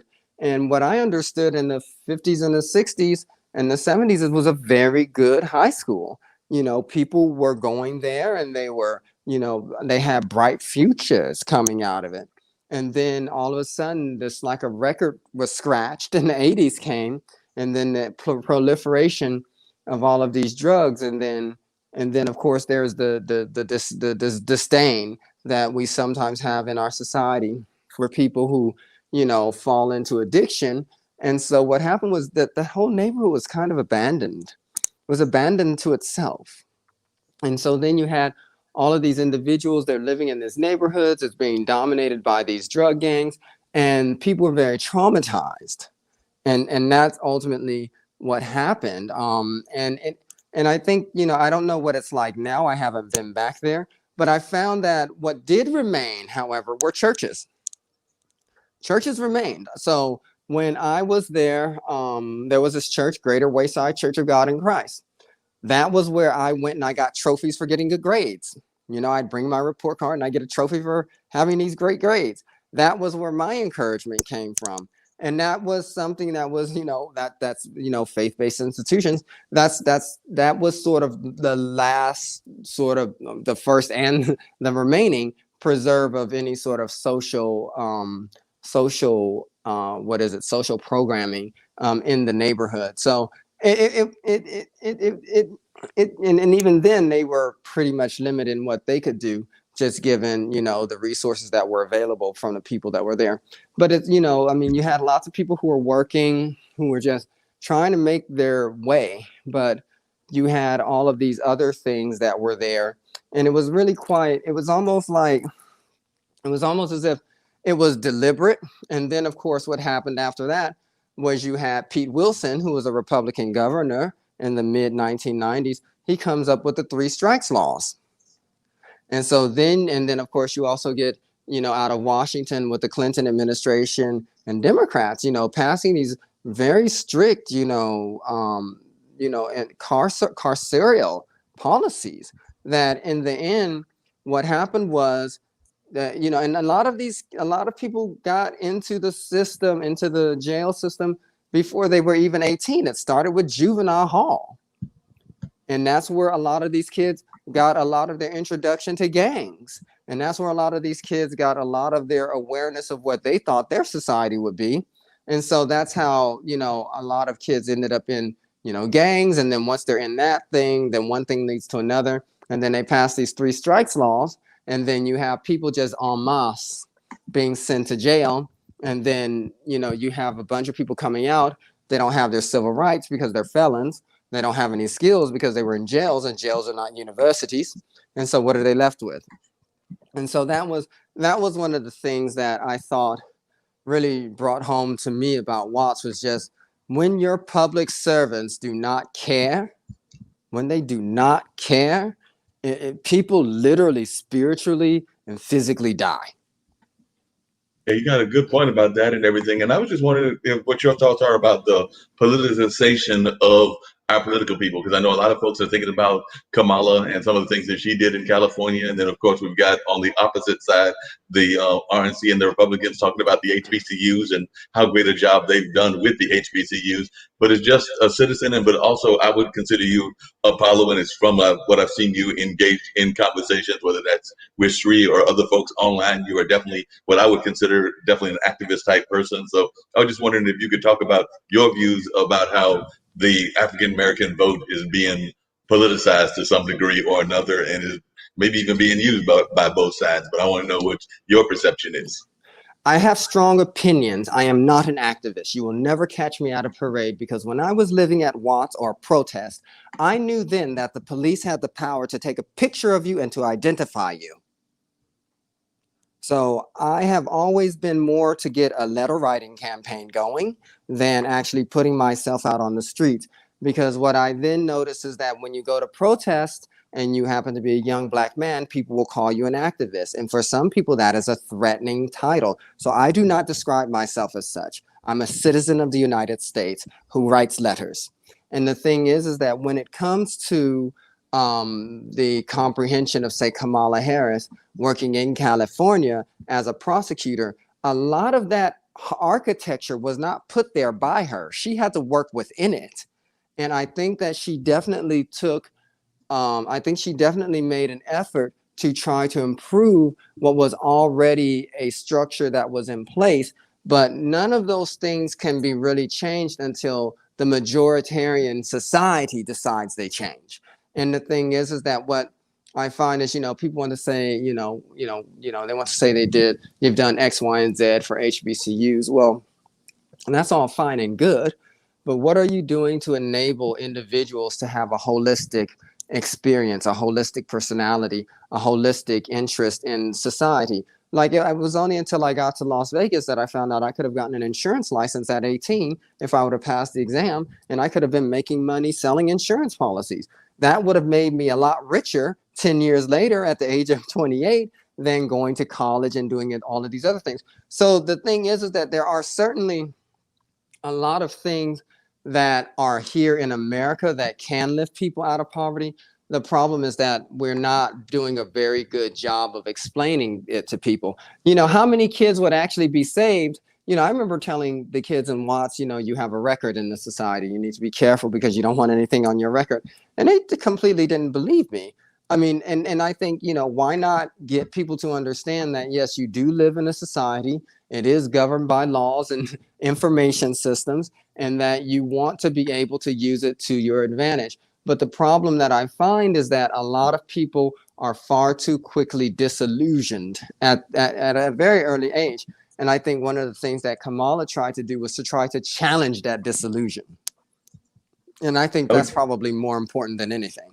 Yeah, and I would definitely agree with you. One of the things that the folks that founded IBM TV talk about is exactly what you just said. They talk about financial literacy and us understanding the financial aspects of everything, but also serving the underserved. And I know that one of our founders, Kim Calhoun, oftentimes talks about that she isn't necessarily opposed to Black Lives Matter, but she would like to see us actually have a plan of action, which is what I think even you're kind of alluded to as well. That it's all right to do all the marching and the protest and the whatever that you're going to do in this concept, but also how are you going to bring it to a plan of action? And I think that that's been an issue through a number of decades. Like I said, I'm in my late 50s. My dad is 80, so he was actually involved in the civil rights struggle in the 60s, as was my mom and a number of others. So I would agree that sometimes we need an actual game plan. Let me give you an idea, okay? If you have, all right, let me just give you an idea. As someone who holds an insurance license, right, I can file a complaint with an insurance commissioner, okay? If you had a whole group of people who at the age of 18 sat down, took the exam, and got insurance licenses, and then wrote to the commissioner, I believe that these police practices are perils, you don't think someone's going to step in? We have to remember, in South Carolina, when they had a huge hurricane barreling down on it, You did not have the governor on TV. You did not have the mayor on TV. You had the insurance commissioner on TV. And I try to get people to understand that if you were to look at the sky at night, all of those stars are the banks. All of that black is the insurance. Yeah, and I think a lot of folks don't understand that is the importance of the insurance industry. And you're right, they did have the insurance commissioner and things along those lines, because you're absolutely right about that. And by the way, I also have to commend you, but I want to come back to the discussion around activism, and well, not even activism, because I agree that that is sometimes a misused word and everything. But I must commend you on one thing that you do on a regular basis. I also am a member of the transportation party, in the sense of being part of mass transit. I've only had one car in my life, and that was actually with a what do you call it, a provisional type license. So I was actually technically not even supposed to be driving with that car, but I have only had one car in my life, and the rest of the time I've gotten around Durham. And Durham is also, and around the Triangle is also very much of a it has its limitations around transportation, so it's not easy to get to parts of North Carolina, but I do get around using the buses and mass transit and things of that nature. So there are other parts that I would like them to do a better job of, and I'm sure there are even parts of Las Vegas and Nevada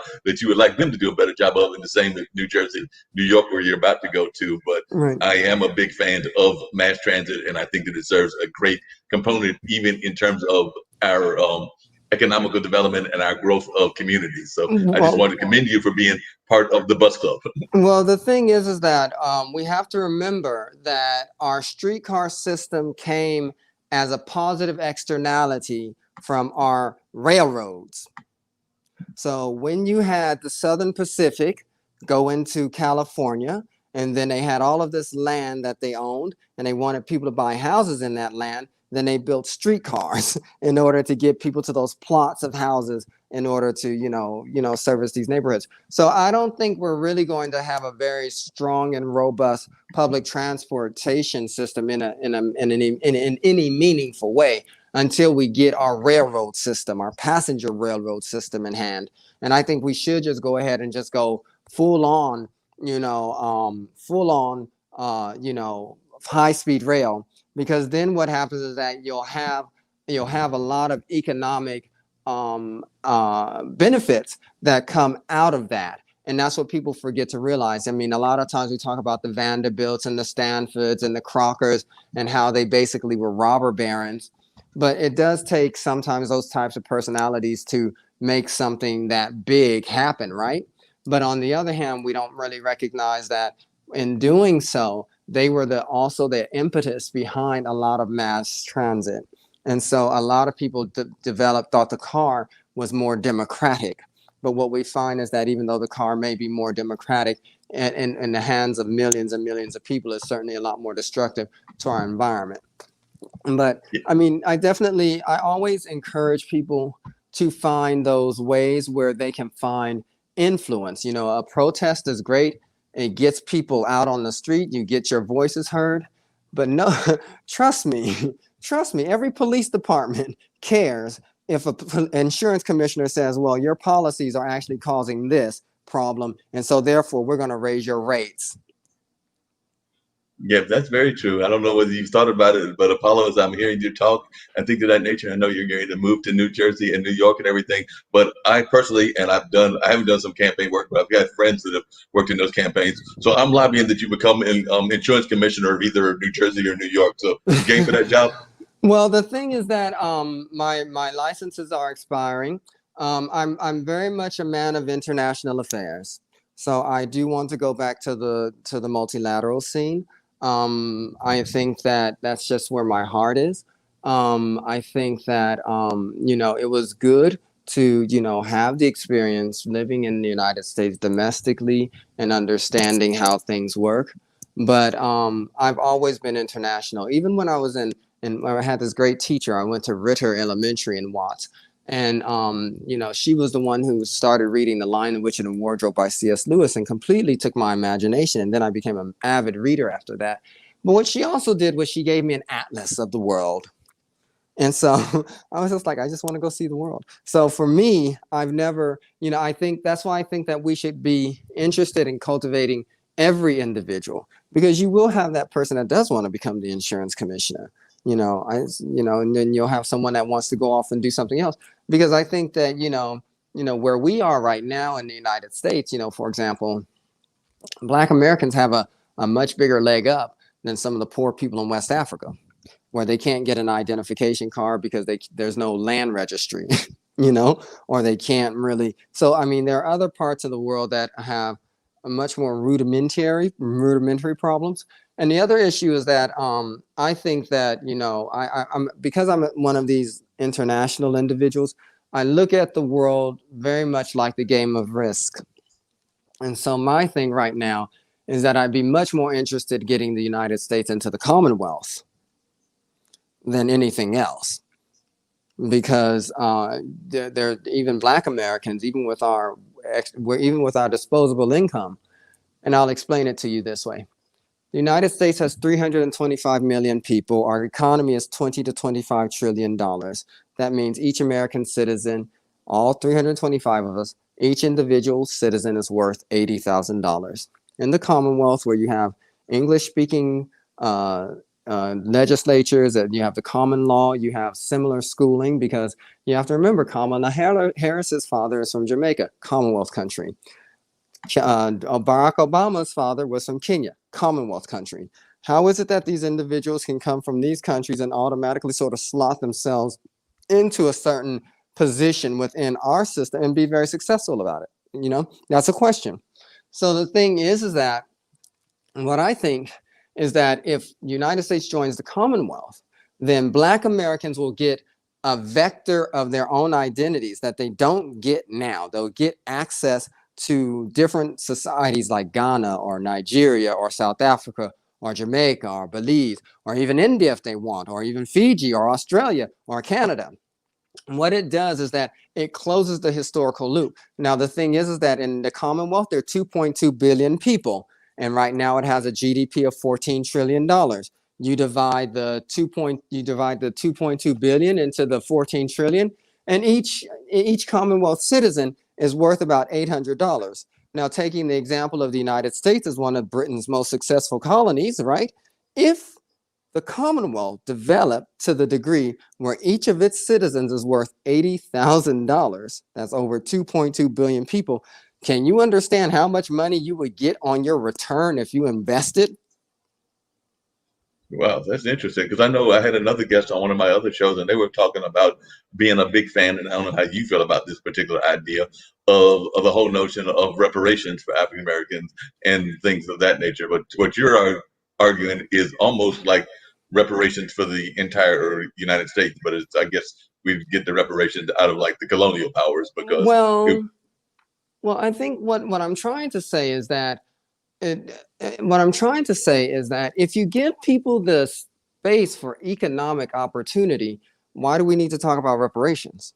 The only reason why we're talking about reparations is because people are not being allowed the economic opportunity to thrive. And the thing is that a lot of the dominant group keeps thinking, and their behavior and their policies keep reflecting not the idea of capitalism, but it's very feudalist. It's very feudalist, and it's very much a planter's mindset. They think that allowing more and more Black people greater and greater incomes is going to take something from them. That's a very mercantilist idea. There's only a certain amount of gold in the world. Capitalism has never been about that. Capitalism has always been about expansion. So if we were to create other vectors where Black Americans can put their money and invest, and we already know that these countries have common law legal systems. We already know that they have similar education systems. If we could take our money and invest it outside of the United States, then why do we need to talk to them about anything? They can sit up there and keep their mercantilist ideas, even though they're operating within a capitalist structure. We can let them keep that. Okay, you can keep that. We're going to go do something else. And the thing is that there's just a lot of opportunity there. I think that's one of the main reasons why Britain broke out of the EU. They see it themselves. Interesting you say that. What are your views on, and I know it was popular, I guess, in the 60s and the 70s, but I'm just curious, what's your views on Pan-Africanism, because or would that be another union that we could join, or do you think that we don't even need to go there in terms of like the whole notion of us being more supportive of the rest of the Caribbean nations and the rest of Africa and things of that nature? So I don't know what your views are on Pan-Africanism, and I'm not even sure how popular it is in the world now, but I was wondering what your thoughts are on No, it. I mean, I grew up in LA going to the Pan-African Film Festival. I love Pan-Africanism. But the thing is that I'm trying to get people to understand nuts and bolts here. There are real events happening. So let me give you an idea. It was only until 2013 that Elizabeth II signed the charter for the Commonwealth. That means when she came to the throne in 1952 or 53, whenever it was, she has been issuing a declaration practically almost every 10 years. And all of these declarations pretty much said we're going to have human rights, we're going to have democracy, we're going to be capitalist. We're not going to do any of the things that the old empire did, right? And so the thing is that all of this was distilled into the Commonwealth Charter of 2013. And then when we had Charles become voted in as the next head of the Commonwealth, this also happened at the same time that there was the Windrush scandal in Britain, where after the war, they invited all of these Caribbean people to come and help rebuild England. And then they turned around and said, well, get out because you don't have any documents.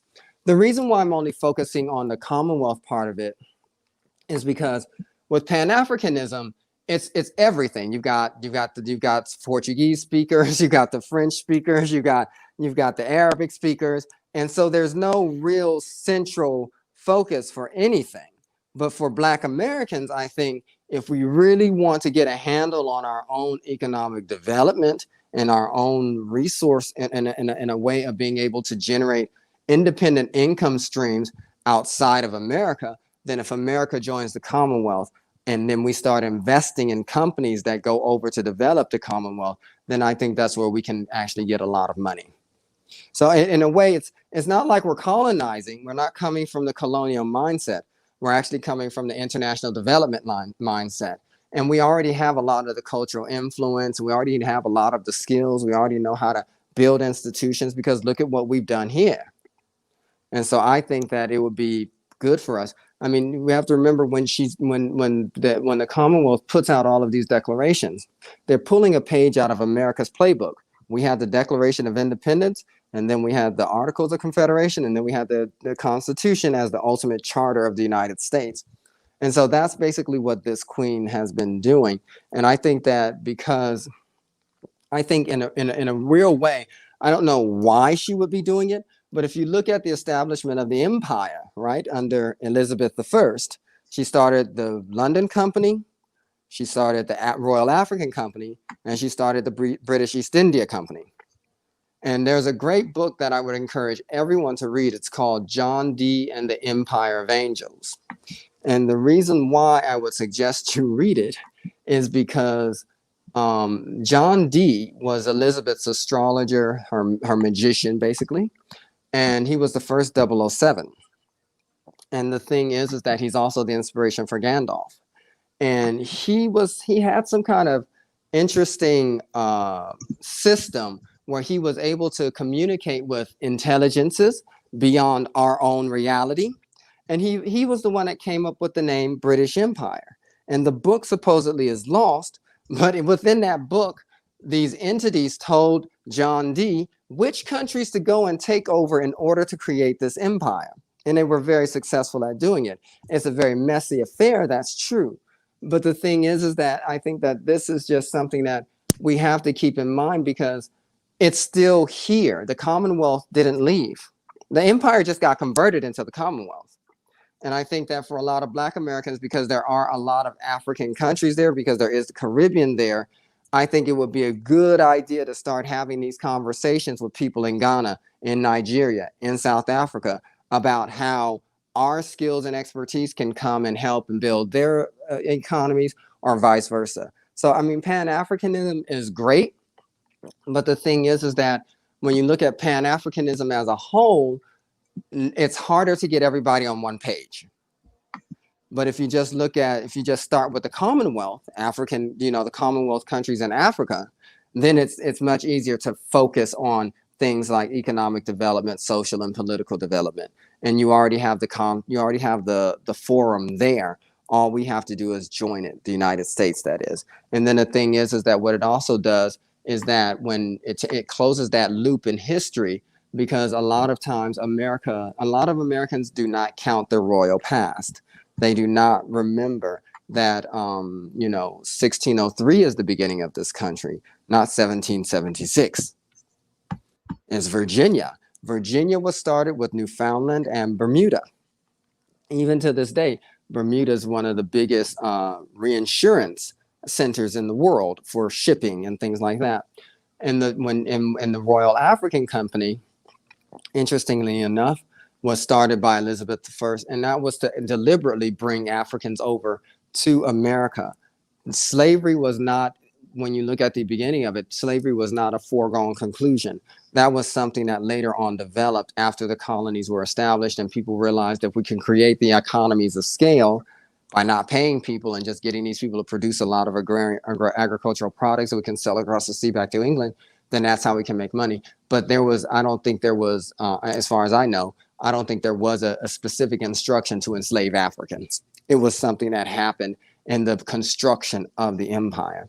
And it's something that, and then of course there was the British East India Company, which later on did what it did, which was create the Indian Empire for the crown. But the thing is that what people don't realize is that the British Empire was it was territorial, that's for sure. But what it mainly was an empire of opinion.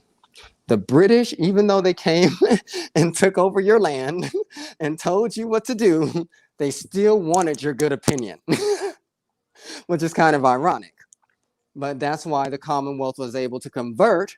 So that's why the empire was so easily able to convert into the Commonwealth afterwards, because people still had a good opinion. And the thing also is that what we don't realize is that when we look at Charles II, the King, Charles II, Charles wanted to be an economic regulator. Well, this is 1640. What was he really trying to regulate? The African slave trade. And the king was not interested in having Africans being taken wholesale across the sea as they were, because if you kill a chief who is a prince, then what does that mean for him?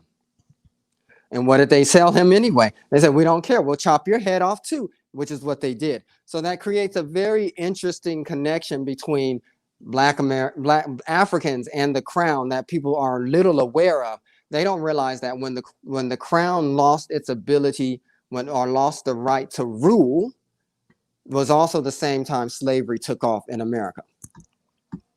Yeah, that's very true. That was around the time that slavery came and everything of that nature. I'm actually seeing that Ben Coates is one of our IBM TV folks and is definitely from London, can join in our conversation. So I just sent him a note and we'll see whether he joins or not, because I know that sometimes Nick Palvedo, one of our founders, teases him about the colonial aspects of England and France and other places. But you bring up some very valid points about us becoming part of the Commonwealth and how that could work and the things of that nature. Just real quickly, if you could share a little bit also about your background with New York and New Jersey, because like I said, I know that you told me that you had lived in New York in the past and that you're getting ready to move to New Jersey. So I would love to have our world audience know a little bit about your thoughts about New York and New Jersey, both in the past and in the present. And of course, I know our listeners would like to know how you, as one in Vegas, now about to be in New Jersey, is surviving COVID, because we do have a global audience. So I'll start with the New York, New Jersey, and come to some of your own concerns around what's going on with the COVID crisis. But just talk to me a little bit about your background with New York and New Jersey. Sure. So I ended up on the East Coast actually by happenstance, and it was almost sort of mystical, because my high school is named after Martin Luther King Jr. and Charles R. Drew. Now, a lot of people don't realize Charles R. Drew saved millions of lives during the Second World War, because he was the man who came up with the ability to create blood transfusions, both with the blood and the plasma. He figured that out. And he was a Black man from, I think, the Carolinas, actually. Yes. Now, the thing is that when he was in an accident and he later on died, they denied him a blood transfusion because they thought white blood and black blood was different, which is, of course, not true at all. But that's just racism. So my high school is named after Charles Drew. I went to this, and that's next door to a black medical school called Charles Drew. So when in 1996, when they got rid of affirmative action in the UC system in California, I saw that as, well, I'm not going to go to UCLA, UC Berkeley, or UC Davis, which were the three schools I applied to. The three schools I was admitted to, I said I was not going to go there because I felt that that indicated a hostility that I didn't want to have to deal with. So what happened was I applied to several schools, and the school that gave me the best, that paid the majority of my costs for tuition and everything, that was Amherst College. And so once I went to Amherst College, most of my friends dropped down to New York. I thought I was going to be a corporate lawyer. So then I went and I joined this white shoe law firm, but then later on decided I didn't want to do that. Then I thought I was going to be a journalist. So then I decided to go ahead and attend Columbia University, which was founded by George II. And so once there, I became more and more interested in international affairs and multilateral organizations. So I thought I was going to be a journalist first. So I started off in financial journalism, writing for Institutional Investor, and didn't last very long there. And so then what I did was I went abroad and found myself editing some investment banking notes in India. And then I figured, oh, well, why not just go into communications? And so I then got a contract with the African Development Bank doing their communications. And then I got another one here in Washington doing it for the World Bank. And since then, I have been, really sort of plodding my way along because I'm a strange bird. People see my resume and it's like, wow, this is a great resume. Now, what do we do with you? And then there wasn't anything really there because it's, quite ivory tower. But and that's basically how I ended up on the East Coast. Now, as I said, I never learned to drive because of the pollution in Los Angeles, but I moved to the East Coast because I just felt my spirit was there. And I was a history major. And so a lot of the history is there in on the East Coast, and that's how I ended up there. Okay. And you said you're about in the process to move back there. What's pulling you back to the New Jersey area? Like I said, I know that you're definitely trying to make that move. And are you hoping to be there at the end of the year, or are you hoping to be there by September or October? Well, I'm actually trying to leave within the next few days. I mean, hopefully by next week I'll be in New Jersey. So that's part of the stress because of the tight time frame. But the other thing is that I transferred my job to New Jersey because I find that I am no longer needed here. I am no longer of service. And the only reason why I moved to Las Vegas was to help someone. I'm also a mental health advocate. I'm a contributor with the Mental Health Innovations Network out of London. And so the thing is that I would not ever pick to live in a place like Las Vegas because it is a city that has so many addictions. Just getting off of the airplane, there's gambling. So I wanted to, that's why I'm leaving. I feel like my time here is done and I need to move on with my life. And I feel like it'll be a new beginning back in New Jersey. But the thing is that with COVID, I believe, I'm not sure what the numbers here are in Nevada, but people do seem to be good about wearing masks. I haven't seen any of the stories that you see in other places about people, beating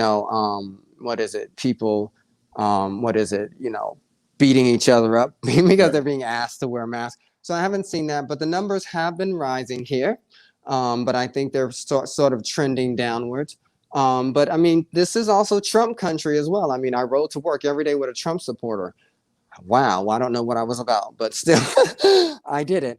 And it was good to just hear their perspective. And what we have to realize is that underneath a lot of these Trump supporters are a lot of white people who are economically hurt. And they are trying to make sense of why their leadership abandoned them.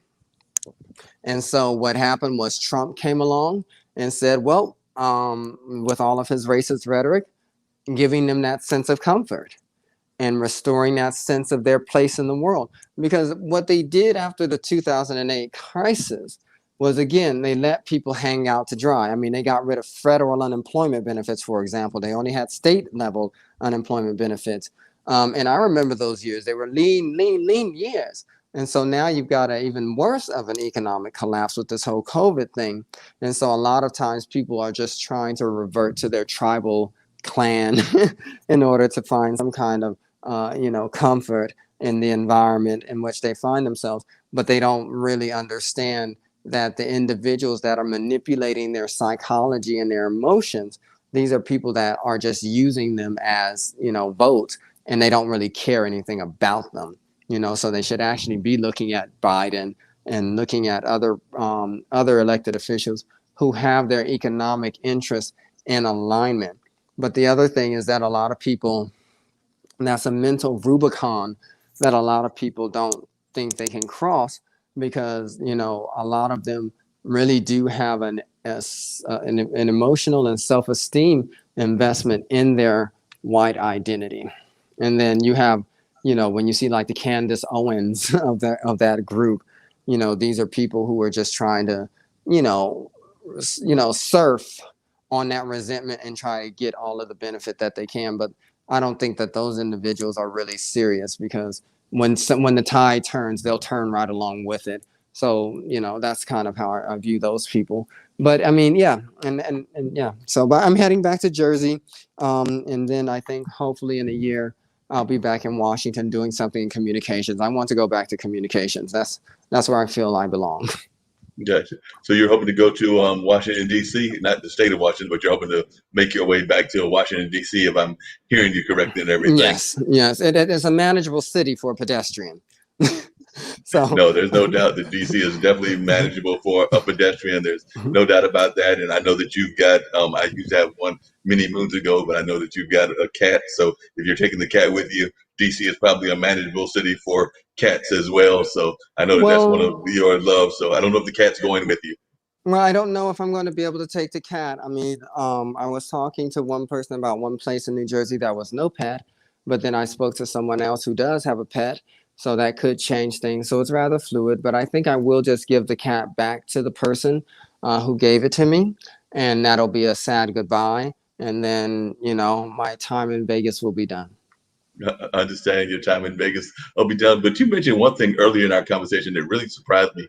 And I'd like you to just maybe elaborate a little bit more about that, because I don't think that people think about the fact of the homeless that are in Vegas. And I know that when I was there, I was shocked by some folks that probably were in that homeless population. I know we've got it here in Durham, North Carolina, and other parts of North Carolina as well. And of course, it's a global issue. But could you just share a little bit about what you've learned about the homeless population there in Vegas? Because I do think that a lot of times, whenever we think of the big tourism kind of cities, whether that's Vegas, whether that's Orlando, Florida, whether that's Miami, whether that's wherever, we don't think about the folks that are underneath out on the outlines of society. But they are there. We don't think about them or talk about them. Well, I mean, just, so when I first arrived here in Vegas, I actually lived right behind the MGM. And there's this vast field right across the way. And there were lots of people living in that field. They were living in tents. It was just probably an open air drug market. It was just, I think one morning I was walking down my driveway and I heard this man screaming, "That's my woman. That's my woman." Well, my ears perked up, because I'm like, well, a woman is not a possession. How is she your woman? So then I walked down to where this man was yelling and screaming. And then I take a peek over the wall. And then there he is with a knife. And I'm just like, wait a minute. Are they trading women for drugs? What's going on here? It was like awful. So that field has since been cleaned up. This is one of the instances when I needed the police department. So I had them step up their patrols. They started going through the field, started clearing the people out. And what I recognized for the first time in my life living in Las Vegas, because there's supposedly rumored to be a large homeless area under the city in the pipes and the sewers in this place. There's supposedly a whole community, city even under the city of Las Vegas in the storm drains. And what I realized is that because a lot of those homeless are also veterans, the homeless are extraordinary cases of trauma. These are individuals who have been so deeply traumatized by their experience that they have completely checked out of habitation. They don't want to, they don't want to deal with any of the social norms that go with habitation. And that's really what it seems to me, is that these are people who have been traumatized. You know, if they've been in the military, they have a trauma. And then when they fall into homelessness, they fall into more trauma. And then if they fall into drug abuse, because we don't really have a very easy to access mental health service in this country, and then what happens is you get people who are going for the most efficient thing, which are, you know, the street drugs, and then they may find themselves having an abusive experience while their mind is on a substance that deepens the impact of that trauma. And so what you then have are individuals who are so deeply traumatized. It's almost like looking at someone who has been, you know, if you were to look at yourself as a full-size person, their lives have been so traumatic that they have become so small that they don't even see themselves as existing as part of the society. So even though we see them, they don't see themselves as part of our society. They don't even see them. They may not necessarily even see themselves as a person. You know, they may even only just see themselves within their trauma. And that is something that I realize homelessness is related a lot of times to mental health, because we have not had a good handle on our mental health, because our whole hospital system is so Byzantine. Then what happens is you have these people who are traumatized, and that's how they build their community. And I see them as individuals of great sympathy. But the problem is that you need people with specific skills and training to interface with the homeless population, because these people have been so traumatized, because they have been living in a world with different social norms and different signals for social behavior, that you would have to really understand that in order to try to draw them out of that and to bring them back into society. Now, the question is, how do we do that? We don't know what suicide prevention looks like, A. B, we don't know how do we deal with trauma? We don't know how to untraumatize someone. The Dutch have an idea. The Dutch believe, or they have been testing rather, the use of MDMA. So when their soldiers were coming back from Iraq and they were PTSD and they had traumatized, they set up a therapeutic environment where they would administer MDMA so that the individual could reconnect their emotions to their actual consciousness. Because a lot of times those things become compartmentalized in order to create a holistic internal sense of self. So in America, I mean, how are we even going to begin to have the conversation if we can't even discuss drugs? Yeah, but I know that's one of the reasons I invited, and I'm still wanting to hear from Ben, but I also invited Jeff Eachin to come into the conversation. He's been doing a lot of work around, there's a number of people that are in jails because they have done what folks would consider nonviolent crime, whether that's marijuana or whatever, and they're in those jails. And he's actually been an advocate of getting them out of jails, and it's freed a few folks already, and has got some more that he's working on getting out of the prison system. So he has a show here called Weed Wednesday. So he was actually, I think he was on right before me, if I remember correctly. So he was on right before me, and that's his showtime and everything. So he is part of the IBM.TV family and is definitely involved in trying to free a lot of these prisoners that are involved in the prisons that are in there for nonviolent crimes. And you've actually alluded to that a few times, even in the work that you're doing, Apollo. By the way, Apollo is in the process of moving, so he's a little bit frazzled by the move, so that's why he's not on the screen and everything, Jeff, but he's definitely been giving us some great conversation and some real good insight. He is a young African-American person in that whole, I guess, millennial Gen Z kind of age range, but if you hear him talk, you would think that you were talking to a much older and much wiser man, because I remember when I was young like him, they used to call me an old soul, and that's the kind of feeling that I'm getting from Apollo, is that he's got that old soul thing going on. So I just wanted to bring you in, and if you talk to him a little bit about the work you've been doing with the prisoners. Hey, Apollo, how's it going? Well, how do you do, Jeff? I'm doing fine. My show today was about jury nullification, and that's something that you have the option to not persuade, but to have a jury that knows how to not let you go to jail for life for anything or for nonviolence. And it's outlawed in some states, and in some jurisdictions. And so the idea is to balance all the budgets between the sexes, the colors, and the nonviolence and the plant medicine, because I know that that Colorado and Oakland, California have legalized mushrooms.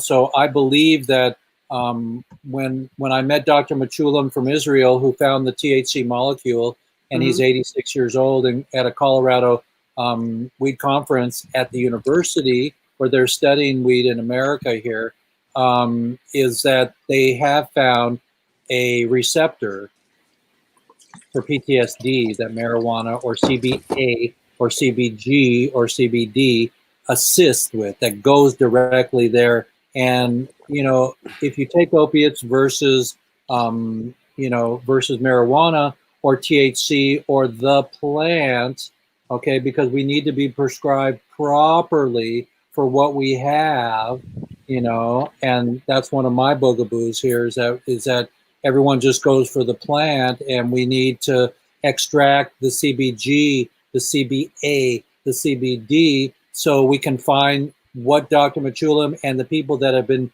linking PTSD solutions to the plant, to the cannabis plant. And so I've heard that there are links to that, and I'm really proud and amazed. And I'm also a proponent for relegalizing, microdosing, the psychedelic world, because I have many people, many friends that are trying to forage the ibogaine, solution for withdrawals from heroin. And it's the gentle way to do that, as opposed to the opiate standard, which is killing people and is addictive. Right.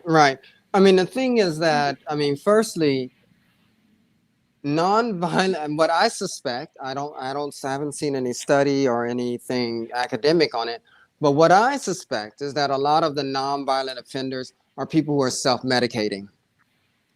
And this is 3 strikes. It's a 3 strikes rule that I'm fighting for. These people are 3 strikers, and they're going away for life, and it's not even rape or murder. That's what I'm saying. That's what I'm trying to indicate. What I'm saying is that the individuals who have been caught up in this 3 strikes thing, right, yes, should not have been there in the first place. These are people who are self-medicating, and so therefore they should be under a doctor's supervision. That should be under HIPAA or private health information. And the thing is that unless you know to say that, right, when you're being confronted by an authority, then they'll just think that you're somehow doing this for joyriding or something like this, when that's not the case at all. A lot of times people are doing this because they don't have entree to any real mental health professional. And then on top of it, we don't even discuss how long it takes to even figure out your own mental health. Because for example, if you find yourself self-medicating and say you want to go and go to a psychiatrist and then, start that whole thing, that takes years to figure out as well. It takes years of trying different medications, different therapies, different combinations of therapies in order to figure out what will work for you. My family members never got it right, because the Zoloft and the Zantac, all of the well, your anxiety be taken care of, try this, and oh wait, let's up your dose, or let's down your dose, and it puts everybody sideways. And my uncle committed suicide because his doctor went away on a golf trip for 3 weeks and he wasn't supervised. Right, and that's the issue. That's why I joined, and you should do it as well. You should join the mental health innovations as a contributor, because the thing is that we are just now coming into a real comprehension of mental health and its complexity. Now, the thing is that we probably were a lot farther along before Ronald Reagan shut down the hospitals, right? And then made it much harder. But I kind of feel like what happened was people who are mentally ill are people who have a mental health issue are the most vulnerable in our society, because they're not often aware that they are being caught up in something that could eventually harm them. So for example, like, if you happen to, not be fully present, right? Because you're trying to manage a mood disorder, how attendant are you going to be if you happen to catch a case because you were self-medicating with marijuana?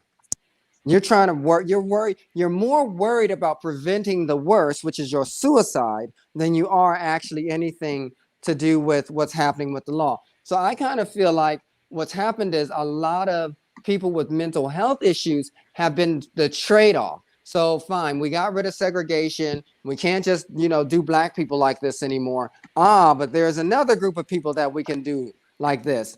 And these happen to be the people we're also in a poisoned state with we're getting the benefits of right now with emotional people that are being caught by glyphosate and by all of the pesticides that we've had on the planet are catching up to us, and babies are being born not able to have the chance that you and I are. And Right. so they don't even get to develop to be 20. Right. Well, I mean, but just to get back to what I was saying, politically, I think that people who have mental health issues have been the trade-off in that with law enforcement, they were saying, okay, well, we can't just target people of color like this because this is illegal. This causes all sorts of things, even though it still happens, right? The people who we find mainly being arrested and abused by law enforcement are people with mental health issues, the homeless, for example. So the thing is that, until we begin to recognize that it is not acceptable to manipulate someone with a mental health condition, to play with their triggers in order to get them to, have an episode, until we make that illegal, we can't really begin the conversation. Right. Well, it's accountability. Right. Exactly. And the thing is that what the police will say is that, well, we are not accountable for your emotional responses, but you are accountable for provoking that emotional response. And that's what they don't want to deal with. And that's what we find ourselves with now. Is someone accountable for provoking an emotional response? Well, you speak the truth, and I appreciate you. The Dalai Lama approach is compassion, Right. But I mean, the problem with that, the thing is that we also have to talk about the bias in criminology. Mental health has a sinister bias in criminology. If you say you have a mental health issue, everybody thinks, oh my God, serial killer, Ted Bundy. They don't think you're the person who can be easily influenced by a confidence con artist. They don't see you as the person being vulnerable, the person who could be potentially victimized. Well, forever, I agree with you. Forever, it's been an issue of what to do with our populace that is addicted to going to jail or that is compromised by having mental issues. How do we gently create spaces that are not full of electricity or harm, and there's jerks in there that are treating them improperly? How do we steward that and change the whole paradigm? Well, I think it's a big one. Well, I think firstly, education is it. Education. Well, we have this to first. This show is it. Mark, you're doing great. Right. I mean, education is key. Yeah. Education is key. But the thing is that we have to first acknowledge that people who have a mental health issue should be protected. They should not be thought of as targeted. No, they should be held like a baby because a 40-year-old. No, I disagree. These are individuals who can also have agency, who can also produce and create things. You don't want to infantilize someone or pathologize them. No, I'm not talking about that, but the ones that are questioning themselves and that can't be in society need to be protected also, not just be locked and thrown away. Yeah. Right. I mean, but then the thing is that what does a program look like for them, right? Is it taking, is it, I mean, what does that look like, you know? So, I Well, mean, that's why Jack Nicholson did One Flew Over the Cuckoo's Nest, you know, Nurse Ratched. We have to understand that the prison system and our system for the the people that are mentally ill is old school. It's got to be brought up to Gandhi status to treat everybody with care. Yeah, Jeff, I don't want to jump in and everything. So I guess the question being raised, and I'd like to hear Paula's view on this and everything, is the prisons and everything, how can they address mental health? I mean, should we just release all of those who've got the mental health and the homeless issues out of the prisons, or is there ways that we can address it in a more 21st century kind of view? And I also want you to talk about the police Exactly. force as well, because I do know that a number of them are not geared to deal with folks that are homeless, mentally ill, or whatever, whether that's here in North Carolina, whether that's in California, whether that's in Vegas where you are. I'd even argue whether it's in Australia or other parts of the globe. But I was just right. wondering your perception of how should we train these folks that are involved in law enforcement to do something that's actually not necessarily part of their job. Because Well, like I said, I don't know that they're it's trained into doing that. So I just want to hear your take on this, Apollo, and then I'll come to you, Jeff. Well, okay. Yeah. Well, firstly, law enforcement has to stop operating on stereotype. They want to get big metadata sets to say, you know, individuals who come from this sort of background along this sort of income level and along X, Y, and Z, they do this. Well, that's stereotyping. So firstly, they have to get away from stereotyping. The second thing is that they need to make a distinction. Is this a violent offender or a non-violent offender? All right, if this is a non-violent offender and they already know who the violent offenders are because they tend to have a record early on, right? Then, okay, separate them. All right, now, is this a person who is just self-medicating? Are they having a hard time in their life? Okay, well, then this person needs to be tracked towards counseling. If they're homeless, then they probably just need a place to stay and they probably need some kind of help getting back into a home. And the thing is that they will have to, you know, people are going to have to set aside resources in order to enable that. So I think ultimately people have to stop stereotyping people. That's the first thing. You know, then you have to start assessing, you know, what this individual's needs are if they're nonviolent. And if they're violent, then send them to jail. But jail doesn't have to be, jail is supposed to be rehabilitative. So if you've got a violent offender, then I don't think that jail, if you turn the jail into another crime university, then they're going to come out and do more crime. But if you turn the jail into a university where people learn how to cope, learn how to deal with their emotions, learn how to deal with other ways of, you know, processing their emotions outside of violence, then that's one thing. And then if you're talking about someone who just simply is self-medicating and they're nonviolent and they have a mental health issue, then get them a counselor and get them someone who can help them develop coping mechanisms so that they can be the person that they want to be in our society. We need to stop thinking of mentally, you know, people who have mental health conditions as people who are of no value. And that's a lot of times not true. And we have to start seeing the value in individuals. Now, I mean, if you're a violent offender, I mean, I don't know what your value is because you're pretty destructive, you know, that's really awful. But if you are not, if you're just speaking solely about nonviolent offenders, I think that there is more room for constructive work. Now, police officers need to stop relying on violence. Everybody that they encounter is not violent. And they can't assume that because someone has white skin and blonde hair that they're going to be any less or more violent than someone with dark eyes and brown skin. So they have to really, really get a handle on their own training processes. They really need to get a handle on their own biases. They really need to get a handle on their own worldviews. They really could, because people don't realize the empire fell because of police violence. If you read Burmese Days with George Orwell, the empire fell because of police violence. So it doesn't help to have a brutal police force. So they have to really get around that because they are actually being very corrosive to society. And everybody else is just sort of dragged under the toe. And I guess that's how I see it. But I haven't studied this in any real depth to give you any real concrete, you know, solutions in terms of a program or a process. But that's from my own experience. That's what I've seen. I've seen that it's very easy for people to operate on stereotype, and that once you start operating on stereotype, then you completely dispose of the person and their humanity. They're then an object, and that's the big problem there. I would definitely agree with that. Jeff, you got anything that you want to add to that? I think you've covered quite a bit of it. I think that the you know the solutions to mental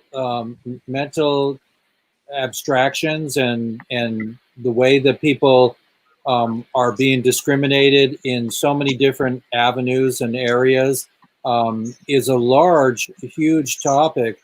And I would like to see the numbers of the population, how many people are not capable of taking care of themselves? Right. How many people are on the street with concrete numbers? You do a census report. Right. People are being paid to come to your door and talk to real, regular people, but we should know how many people are on the streets, and then like I talked to Tommy Chong in my movie, and he said, I want to help the homeless, Jeffrey. Let's build homes out of hemp for the homeless, blah blah blah. But the point is that start to get the celebrities and the awareness back to these people in the specific slice of pie that we're dealing with today, and then be more gentle. We don't need to throw people away. People's lives are really important. They're just as important as you and me, and there's complexities in everybody's lives. And I don't think by thousands of people dying from one earthquake or one 9/11 should get us numb to that one person who you meet on the street who can't really speak for himself. We should have compassion for them and come up with solutions to do so, to do better.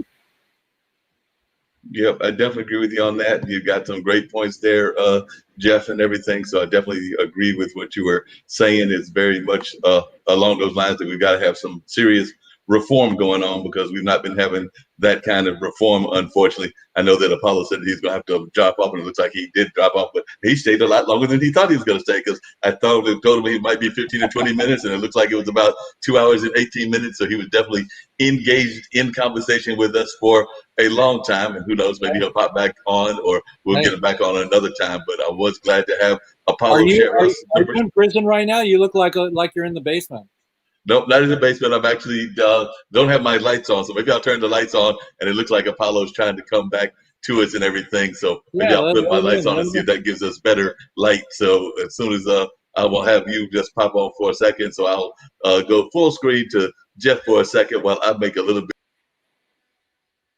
Well, it's me, kids, and I really appreciate being part of the IBM. Now I'm back.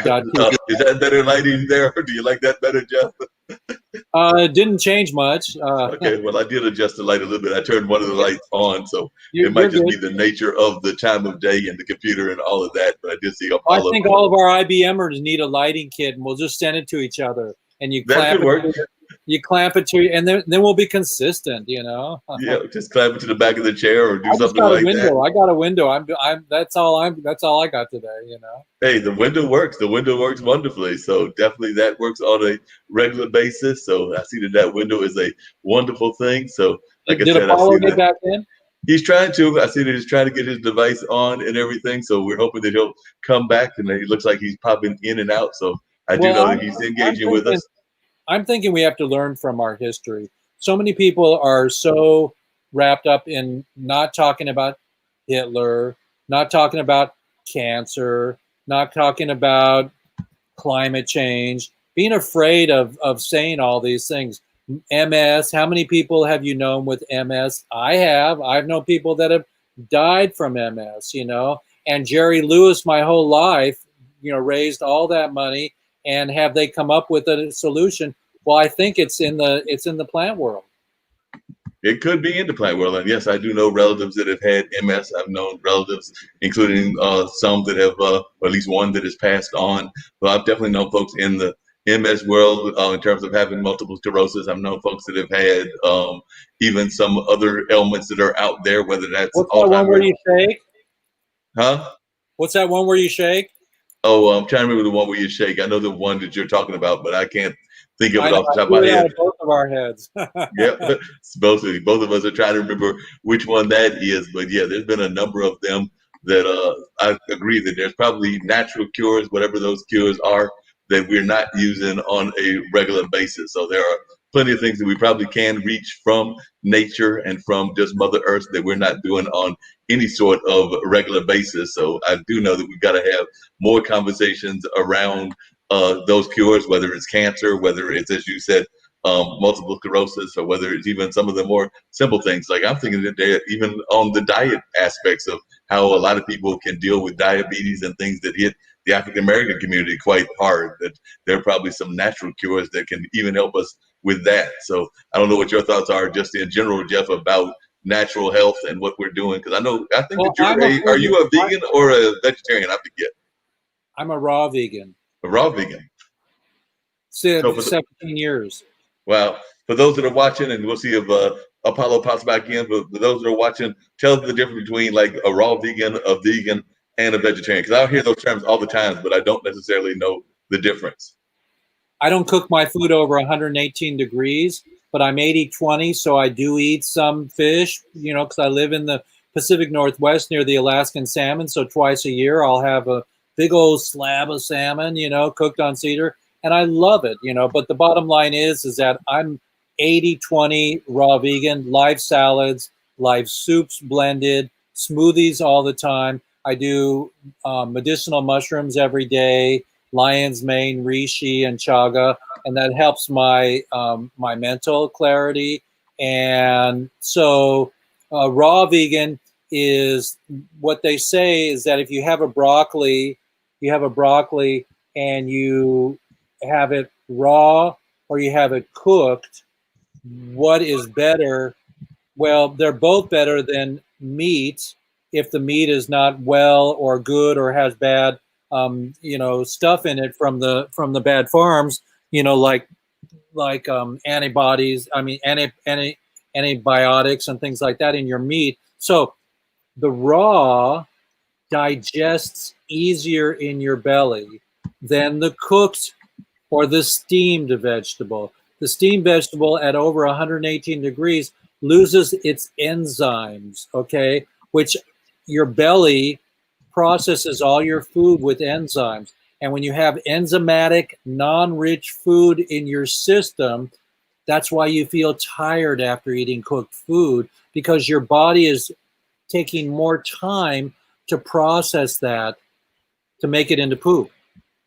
Okay. And so the raw vegans are much more energetic.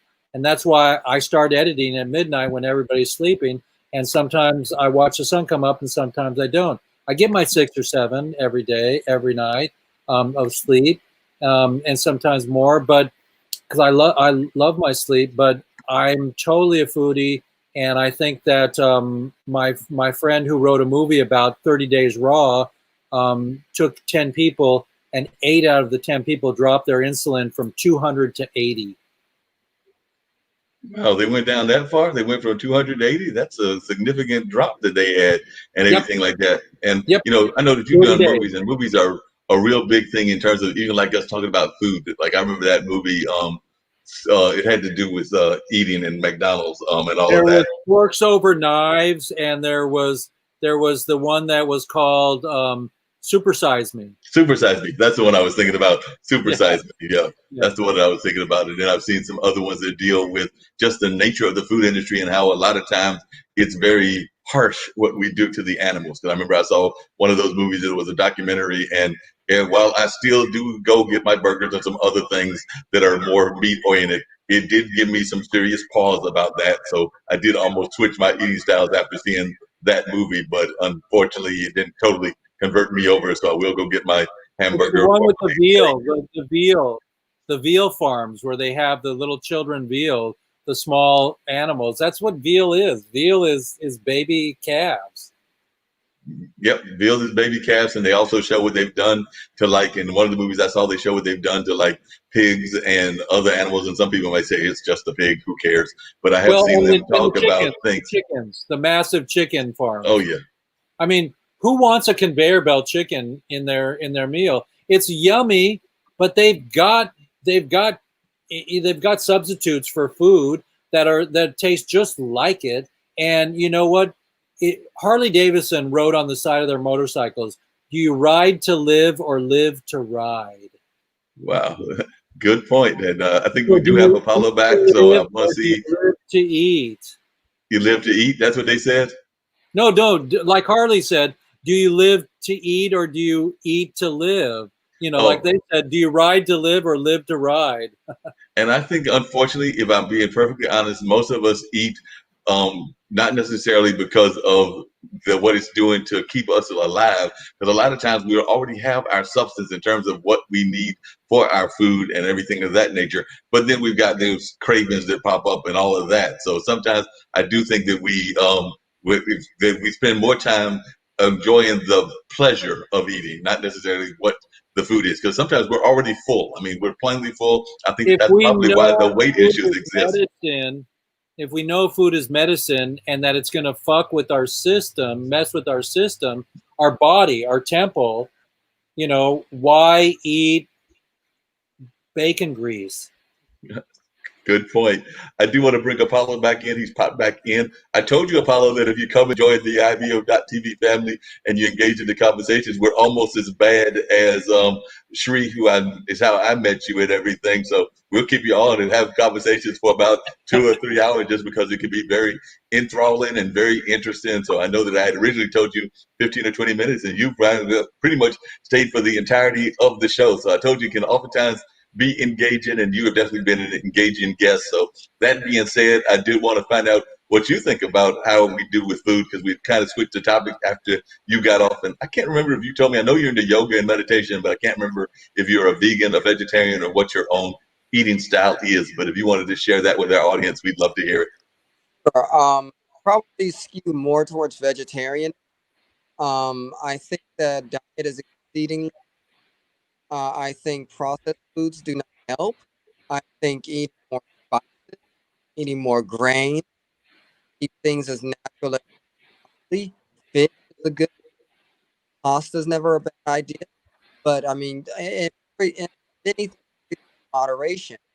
I think when it comes to fruits and vegetables, you can, hopefully, I understand why people have issues with, non-organic foods because of the pesticides, like, but still, I think eating more vegetables and fruits are a better idea than not. Um, and I think that, like the Mediterranean, the Southern Indian, or even the South, American South, they eat a lot of green. You don't have to cook them in, pork fat. You can cook them in smoked turkey, something like that. So I think that it is really important what we eat, because what you eat should feel better. I always pick the food. Yeah. Yeah, I would agree with you on that. You definitely got to have a try to think about what you eat and how you eat it, because no matter what your style of eating is, and I even know some folks that are what is it? I think it's pescatarians are the ones that like only fish and things of that nature. So I do know a couple of folks that is their lifestyle. But Yeah, no but matter what the the lifestyle ocean is, is so dirty now. what's so dirty now, Jeff? The ocean. Oh, that's true. The ocean is very dirty, and who knows what you're getting when you get into the ocean and grab those foods, because we haven't even totally explored the ocean. I know a lot of folks are interested in space travel, and I'm even thinking about the ocean, that we could go much deeper down into the ocean than we've actually gone. So there's a lot of room for exploration once we get past this COVID experience and everything. I'm still, by the way, I got to tell you, Apollo, I'm really impressed. I'm about to put on the headset so I can hear you a little bit better, because the sound isn't as good as it had been. But that being said, the fact that you're even trying to come across the country during a pandemic is amazing. So I don't know what made you decide that you wanted to make this life change in the middle of a pandemic, but I am impressed that you're going ahead and making a life change during this time. Thank you. Well, the thing is that, like I said, I never would have come to Las Vegas unless it was to help someone. And I find that my time here is done and that it is time for me to return to my own life. And the thing is that, just jumping back to the food conversation, pescatarianism, just be very mindful of what you're eating, because fish stocks are collapsing. Our consumption habits actually have a lot to do with our environment. So, I mean, just, I think at this point in time, everybody has to be responsible. You have to know about everything. I mean, that's unfortunately it's a burden, but I don't think a lot of times people are thinking. And I think people have to be more actively engaged in asking these questions. I always remind people that when the queen gets a document, it's addressed to reader number one because it's her government. She's reader number one. Every American, this is your government. You must be reader number one.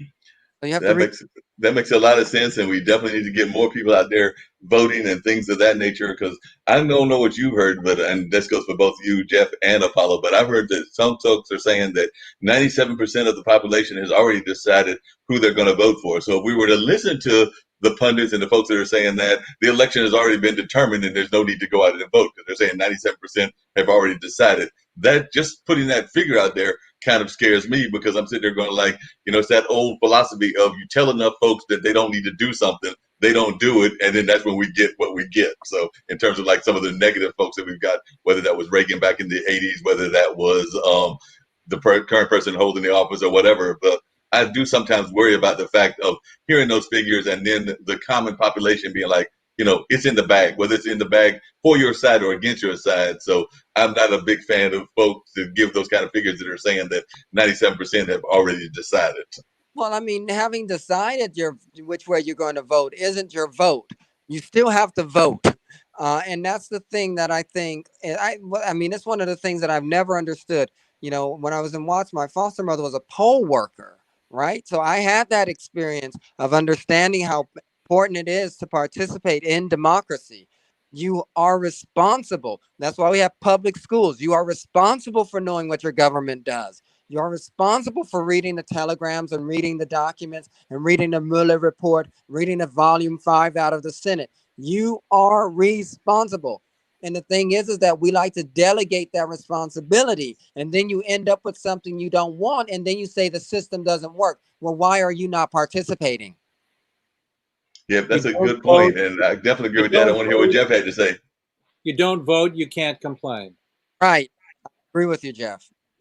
Yep, that's very true. You definitely can't complain if you don't vote, so we got to get out there and vote. Apollo, I want you to also talk a little bit, and it was early in the conversation, so it was almost 2 hours ago and everything, that you talked about Vegas and how bad that education system is. I would argue that in terms of teaching civics, it's bad throughout the country, but you mentioned Vegas as being like Alabama. So I was wondering if you could talk a little bit about why you think the education system is so bad out in Vegas and what your views are about the education system, particularly when we're talking about teaching civics. Because I personally think that I remember when I grew up and was in school in the grade school in the late 70s, there were definitely courses around that. And I remember going to college at Marquette in the 80s, and we definitely talked civics and politics. But I do think we got away from that. But I would like to hear the young person's view of this as well. So if you would talk to us a little bit about your views of civic education and education in general. And if you want to focus that around Vegas, that's cool.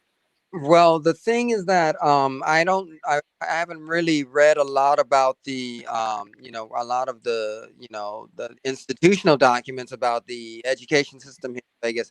But from what I understand from where it ranks, it is not a very highly ranked Clark County is not a very highly ranked school district. Does that mean that, I even understood that the money from the marijuana sales were supposed to go to education, but somehow the money has not gotten there. So the thing, and that's also part of it. I mean, to a certain degree, because you have the gambling, uh, because you have also, some people think that, people who don't know anything but to sell their body is good for business. Like that, there's a predation that comes along with substandard educational systems that we have to be suspicious of. Yep, and we have the same issue here in North Carolina. The lottery, which is our state lottery and everything, is called the educational lottery. So it is supposed to go to education here as well. And I think that they may have some of that money going to education, but who knows how much of that money is truly going to education versus going back to keeping the lottery running versus to other programs. But I do know that here in North Carolina, the lottery, and we're one of the states of many that has the lottery, it is called the educational lottery. Well, I mean, we have to also remember that, you know, before you had these lotteries, you had tax dollars going into education, right? Tax dollars supported the school budget. That made things a lot more equal than before they started electing lottery proceeds to go into education. And then who knows where your tax dollars went, right? So the funding of education is not just political, but it's mercenary. And we have to be aware the societies that are most successful with education tend to have very good, you know, educational institutions across the board, like Singapore, for example, Hong Kong, for example, Taiwan. They make sure, I mean, even Germany. Now, in Germany, what they do is, you know, given your aptitude at a certain age, they may track you into certain things like vocational. This one has the aptitude to become like a doctor or a lawyer. This one has the aptitude to become a professor. So in Germany, they may tier you in your educational system. But on the other hand, there is a standard that's expected. In the United States, we deliberately want to mislead people. Yeah, that's very interesting that we oftentimes have to do that misleading kind of aspect and everything of that nature. You're so right about that, that too often we do try to mislead folks in whatever way that we're going to mislead them. And definitely appreciate both of you and Jeff for sharing your views. And we've got about another few minutes to go, and then I'm gonna bring out the mystery guest because that's what's been running across. If you were wondering, Jeff, what was running across the banner as part of the online dinner party, which is the theme of this show, we will be having a mystery guest. Some people would say Apollo's the mystery guest because he does not want to do the being seen, and I can definitely understand that when you're going on a trip and all of that. But that being said, he is not our mystery guest. It will be a historical figure, and I've got a banner or something that will reveal them at some point. And one is international, one is national. And if folks have been watching for the last 2.5 hours or so, they've seen different facts go about them. At some point before I end the show, I will run a audio of one of the mystery guests, and then folks can tell me, hopefully in the next few minutes, who the winners are, because I haven't had any winners or have been anybody just mentioned it. But this is a growing process, the game. But I've got two folks that I'm going to introduce as our mystery guests later on today. So that's kind of the contest that is going on doing what we've been having going on here as we've been having conversation. There's also been banner information running that tells about the mystery guests. And like I said, just before I bring on our ambassador, which is what you know, Jeff, what we use to end the show, I will reveal the mystery guest. But until that time, then we're just having regular dialogue like we do on all my shows, including the online dinner party. So that's what's going on. And by the way, Apollo, I don't know if Shree's ever told you this, but I personally have become a big fan of yours. I know that you're young and all of that, but you have so much insight for your age and everything. So I'm a big fan of yours. I think some other members, because you've met some of the members of the IBM.TV family, are now fans of yours as well. So once you get situated in New Jersey, I know that you sometimes will pop up on comments on that other platform, but do know that you have another home here as well, because we do reach out to people, and I've had some of even Shree's folks on some of my shows as well. So, and are reaching out to some other ones. But do know that in addition to being part of that family, you have another family here at IBM.TV. So much for that, Mark, and thank you so much for having me and giving me the opportunity. And yeah, well, thank you. I appreciate that. And by the way, Jeff was telling us a little bit about his movie that he's got going on, and I'll put that on a banner as well. But he's been involved in a number of things in the industry that deals with the lifers that need to be freed from the prison because they are in for nonviolent crime. So he has a thing called lifersthemovie.com. So how many, Jeff, would you talk to Apollo and me about those that you have already released and who they are? Because I think you've already freed another one, or are we all three, or are we all four?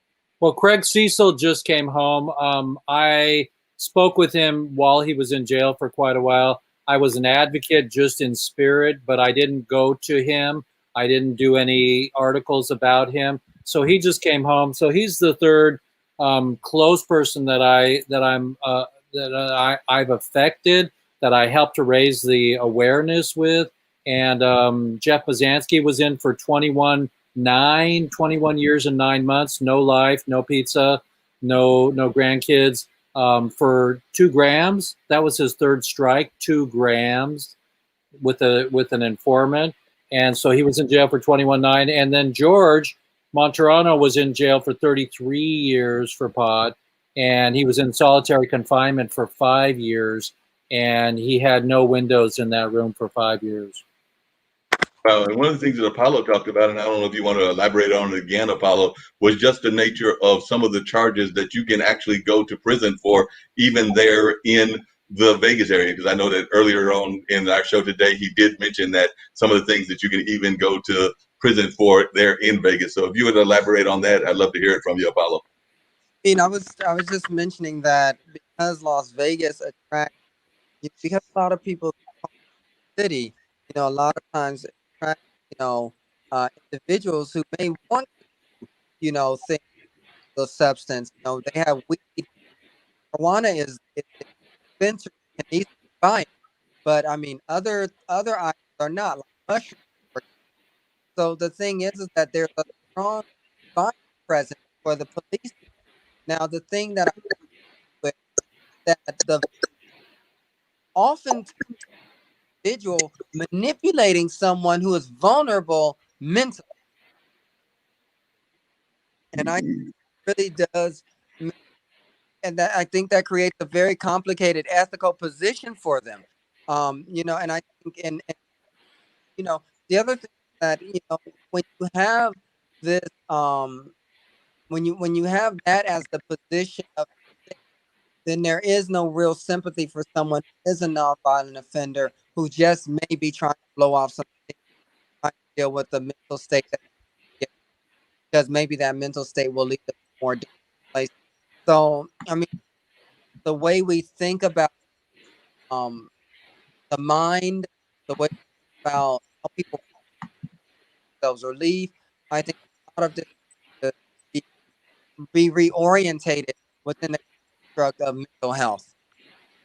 Yep, definitely agree with that we need to find ways to reorientate people and things of that nature. So we're not doing enough of that, unfortunately. So I would thoroughly agree with you on that we need to find ways to reorientate folks and get them more engaged in the greater society. So I think that that's a very true statement that you just brought up and everything. Jeff, did you have any other thoughts that you wanted to share with us on what Apollo was just sharing and just in general about the work that you're doing? Great work, Jeff. People in jail should not be in jail for nonviolence. I don't care if it's drug, if it's nonviolent drug offense, they should not be in jail. And they should, all these gentle souls that are pot smokers and daddies and incredible human beings get thrown in with murderers, with heavyweights that are freaking scary, and they stare you down. And the stories I've got about them using their toilet for their refrigeration unit for their sodas, and then they have to use their, it's just horrible for these gentle souls that are nonviolent to be in jail at all. Our system needs reform. And the more we talk about it, the more we may be able to change these abortion people and these people that have so many far right, concepts about what to do with human population and so on and so forth. This is not the Roman era. This is now. And, I'm friends with Mark Mothersbaugh from the group Devo, and we need to have Evo. We need to evolve. We need to come back to Gandhi and to Dalai Lama and have compassion for these souls that maybe can't take care of themselves, but maybe there's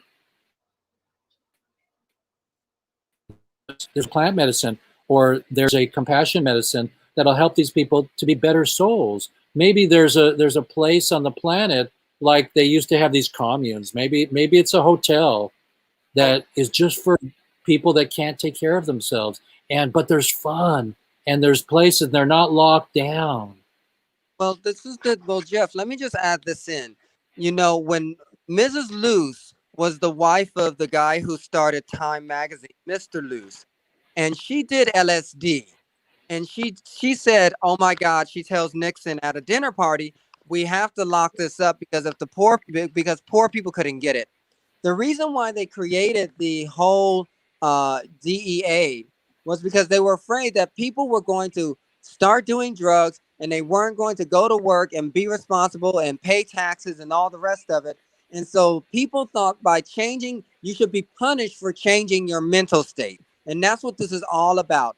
Whether or not people have the right to change their mental state. And we know they do. I can sit here and do meditation and change my mental state, but no one's going to arrest me. But if I do it with a substance, then that's a problem. And I think that's where we have to start figuring this out. Well, all my people say nobody should be in jail for a plant. Right. I agree with you. But the reason why I put them in jail for the plant versus eating a green bean, right, is because it changes your mental state. That's what this is all Right. about. We come back to my statement. Nobody beat their wife on pot, but alcohol is legal. Right.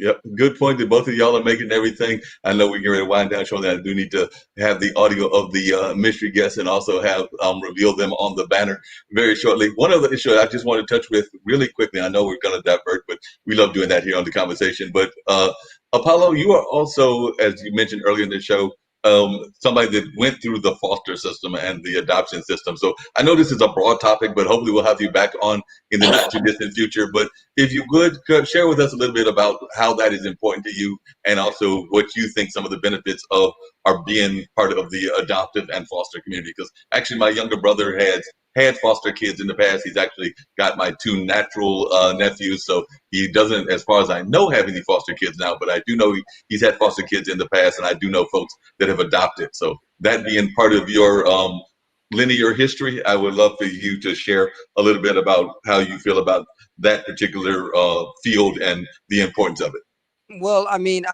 think that it's important for children who are in vulnerable situations to have stable environments so that they can at least have a foundation that they can build an adult life from, a solid foundation that they can build an adult life from. That's not always going to happen with the biological family because of material conditions. Maybe the mother doesn't know how to care for her kids. So rather than putting them in foster care, maybe help the mother how to become a better parent. I think that it's not something that I use to define myself by. It is something that I have to, I acknowledge because I've gone through it. But the thing is that when I look at foster care and adoption, the thing is that it should always be in the best interest of the individual being fostered because we recognize that something has broken in our society and we have other people of good souls, good character who step in and who help make sure that this individual stays on a good path and can become a part of American society. I think one of the things that I'm happy with is that I was successful. I went through the foster care system. I've noticed that, I had a great deal of freedom because I did not have a family burdening me. I did not have parents saying this or that. I didn't have anyone saying, think this way or think that way for any reason. So I had this great freedom to kind of make up who I am as I went along. But I think that there's good and bad to everything. And I think ultimately the best sort of, foster care would be the place where children or young adults or teens rather are given all the empowerment that they need to become productive, law-abiding citizens in America. That's Appreciate that. Did you have something you wanted to add, Jeff, before I bring up this audio tape of one of our mystery guests and then get ready to wind up in another 10 minutes or so? But did you have something you wanted to add? I think that we're on good topics. It's just all about the elders being able to remind us about the history, about the people that came before us where they were bad, they were wrong, they didn't actually produce goodness, love, joy, and happiness. They produced confusion, conflict, and conspiracy. So I think that we as stewards and as adults, as grandmothers and grandfathers, that we need to tell more stories. We need to get back to the stories and have story time, and then turn out more gentle. The planet needs to be more gentle.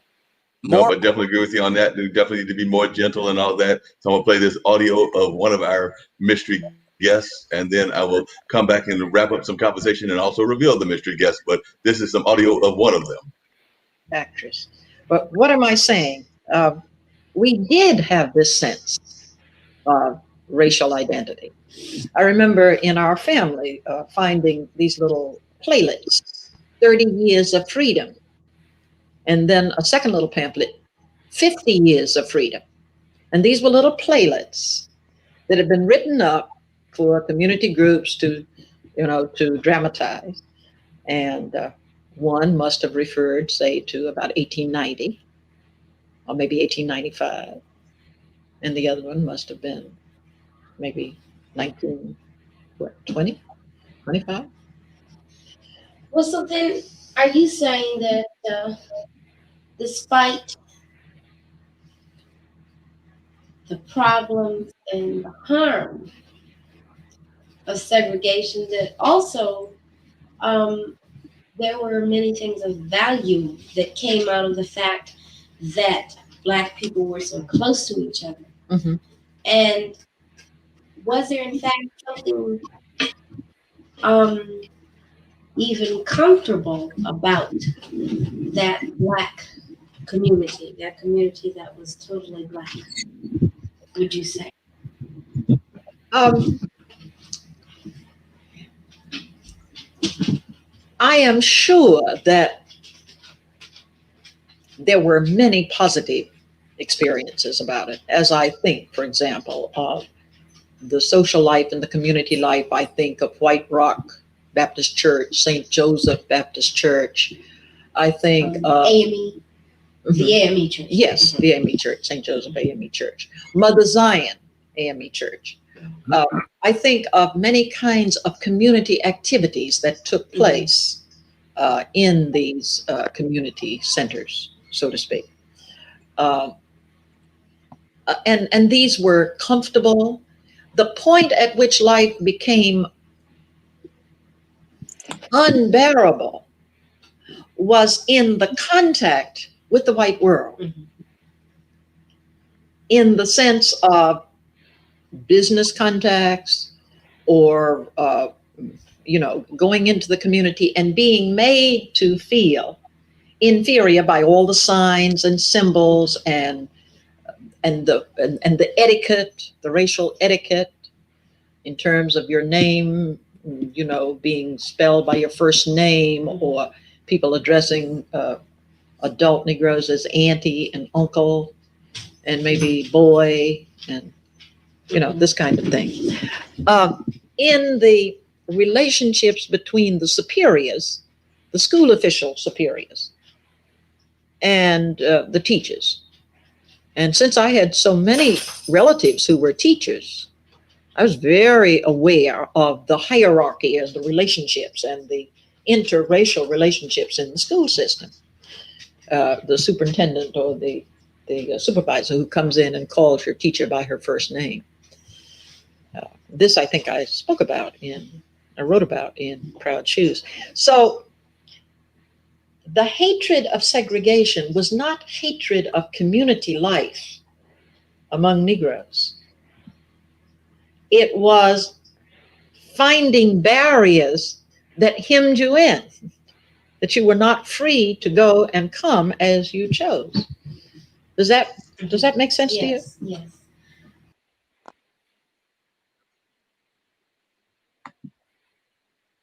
All right, folks, I'm back in everything. I don't know how much you heard of that, but definitely there's some great conversation there, and I'm hoping that folks will learn more. And I'm getting ready to run the banners again, but we haven't had a winner. So these folks may reappear, but definitely remember that you had to watch doing the show and you had to do things of that nature. So if they reappear, it won't be next week. I can tell you that. So I'll have some other folks that'll be on as well. But that being said, I'm going to run a few more of the clues out there. So this is one of the clues, WEB the boys attended a Pan-African event that I organized. That's the international person. And then we have this quote from our international person as well, which is that our children may learn about the heroes of the past. Our task is to make ourselves, the architect of the future. So that's some guests of things that were going on. And also there was a person that mentioned that their name was involved with the Burning Spear in terms of their name and everything. So their name actually has Burning Spear in the title. That's our international person. And they were also involved with the Mau Mau movement. So that's our clues for the international person. And then our clues for the local person, or the national person, I should say, and I'm going to go up to that, is that they have a residential college named after them at Yale. And that's actually who we heard, by the way. My Durham house, and that means Durham, North Carolina, is a historical landmark. And in their own letters, they talked about their struggle with gender and sexual identity. So before I reveal who these guests are and the mystery guests and everything, as we wind down the show, I'm going to put Apollo and Jeff on the spot, because like I said, they can't win because Apollo is my guest and Jeff is part of the team, and it's pretty much over. So we're not going to have a winner today. But that being said, and we'll continue this contest again next week, I'm going to see if Apollo or Jeff have an idea as to who they think the mystery guests are.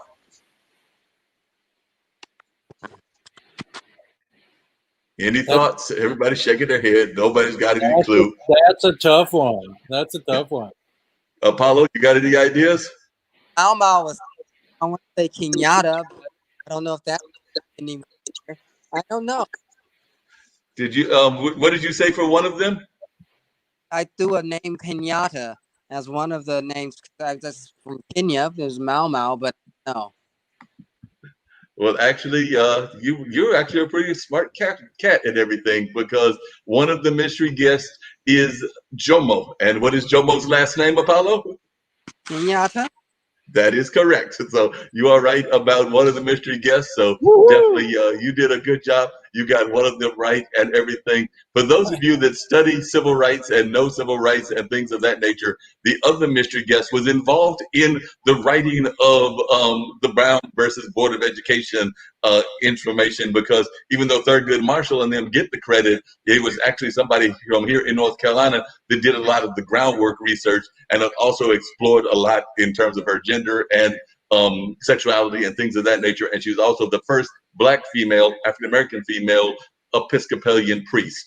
So that person, for those that are wondering, and I will reveal their pictures now as one of the brands so that folks can see what they look like as well. But yes, you are correct. Our mystery guest for this particular one is Jomo Kenyatta, and that is Mr. Kenyatta right there. So that is our international person. So Apollo, you did a great job. Unfortunately, you're a guest, so you don't count in terms of like getting the prize. But do watch next week. I'm gonna have some more amazing guests, and you were good. You guessed right, so you might be in the running as well. So I might even make an exception to the rule. I have to think about that, Apollo. And then for those of you that are watching that do not know this name, a lot of folks have started hearing about this young lady. Her name is Pauli Murray. That is the other person that was our other mystery guest, but she is the one that was involved with the creation of the Brown versus Board of Education information and things of that nature. She was also a major proponent of a lot of activism. Some people would even argue that she was a forefront of, well, actually she did create and was one of the founders of both NOW, the National Organization for Women,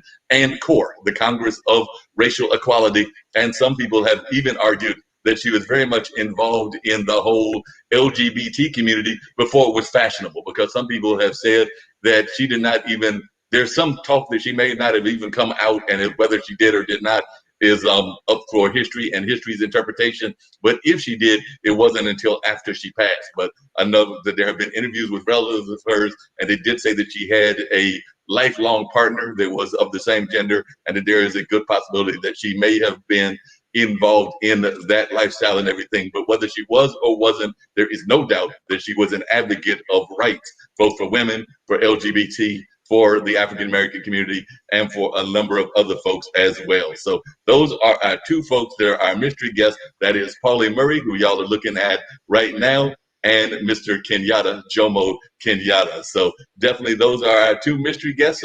Definitely that is the show, and we're wrapping it up. So I want to thank both you, Apollo, for being on here with us and for being a special guest with us. I also want to thank Jeff for joining us. Jeff joined us toward the end of the show. We also had with us Jim Eade, and we had Shaquille Latimer. So a lot of the IBM TV family was here, but there were a number of other ones also that have appeared on the show in the past. But that's the way that the game works. So definitely keep that in mind. You'll see these letters going across the screen.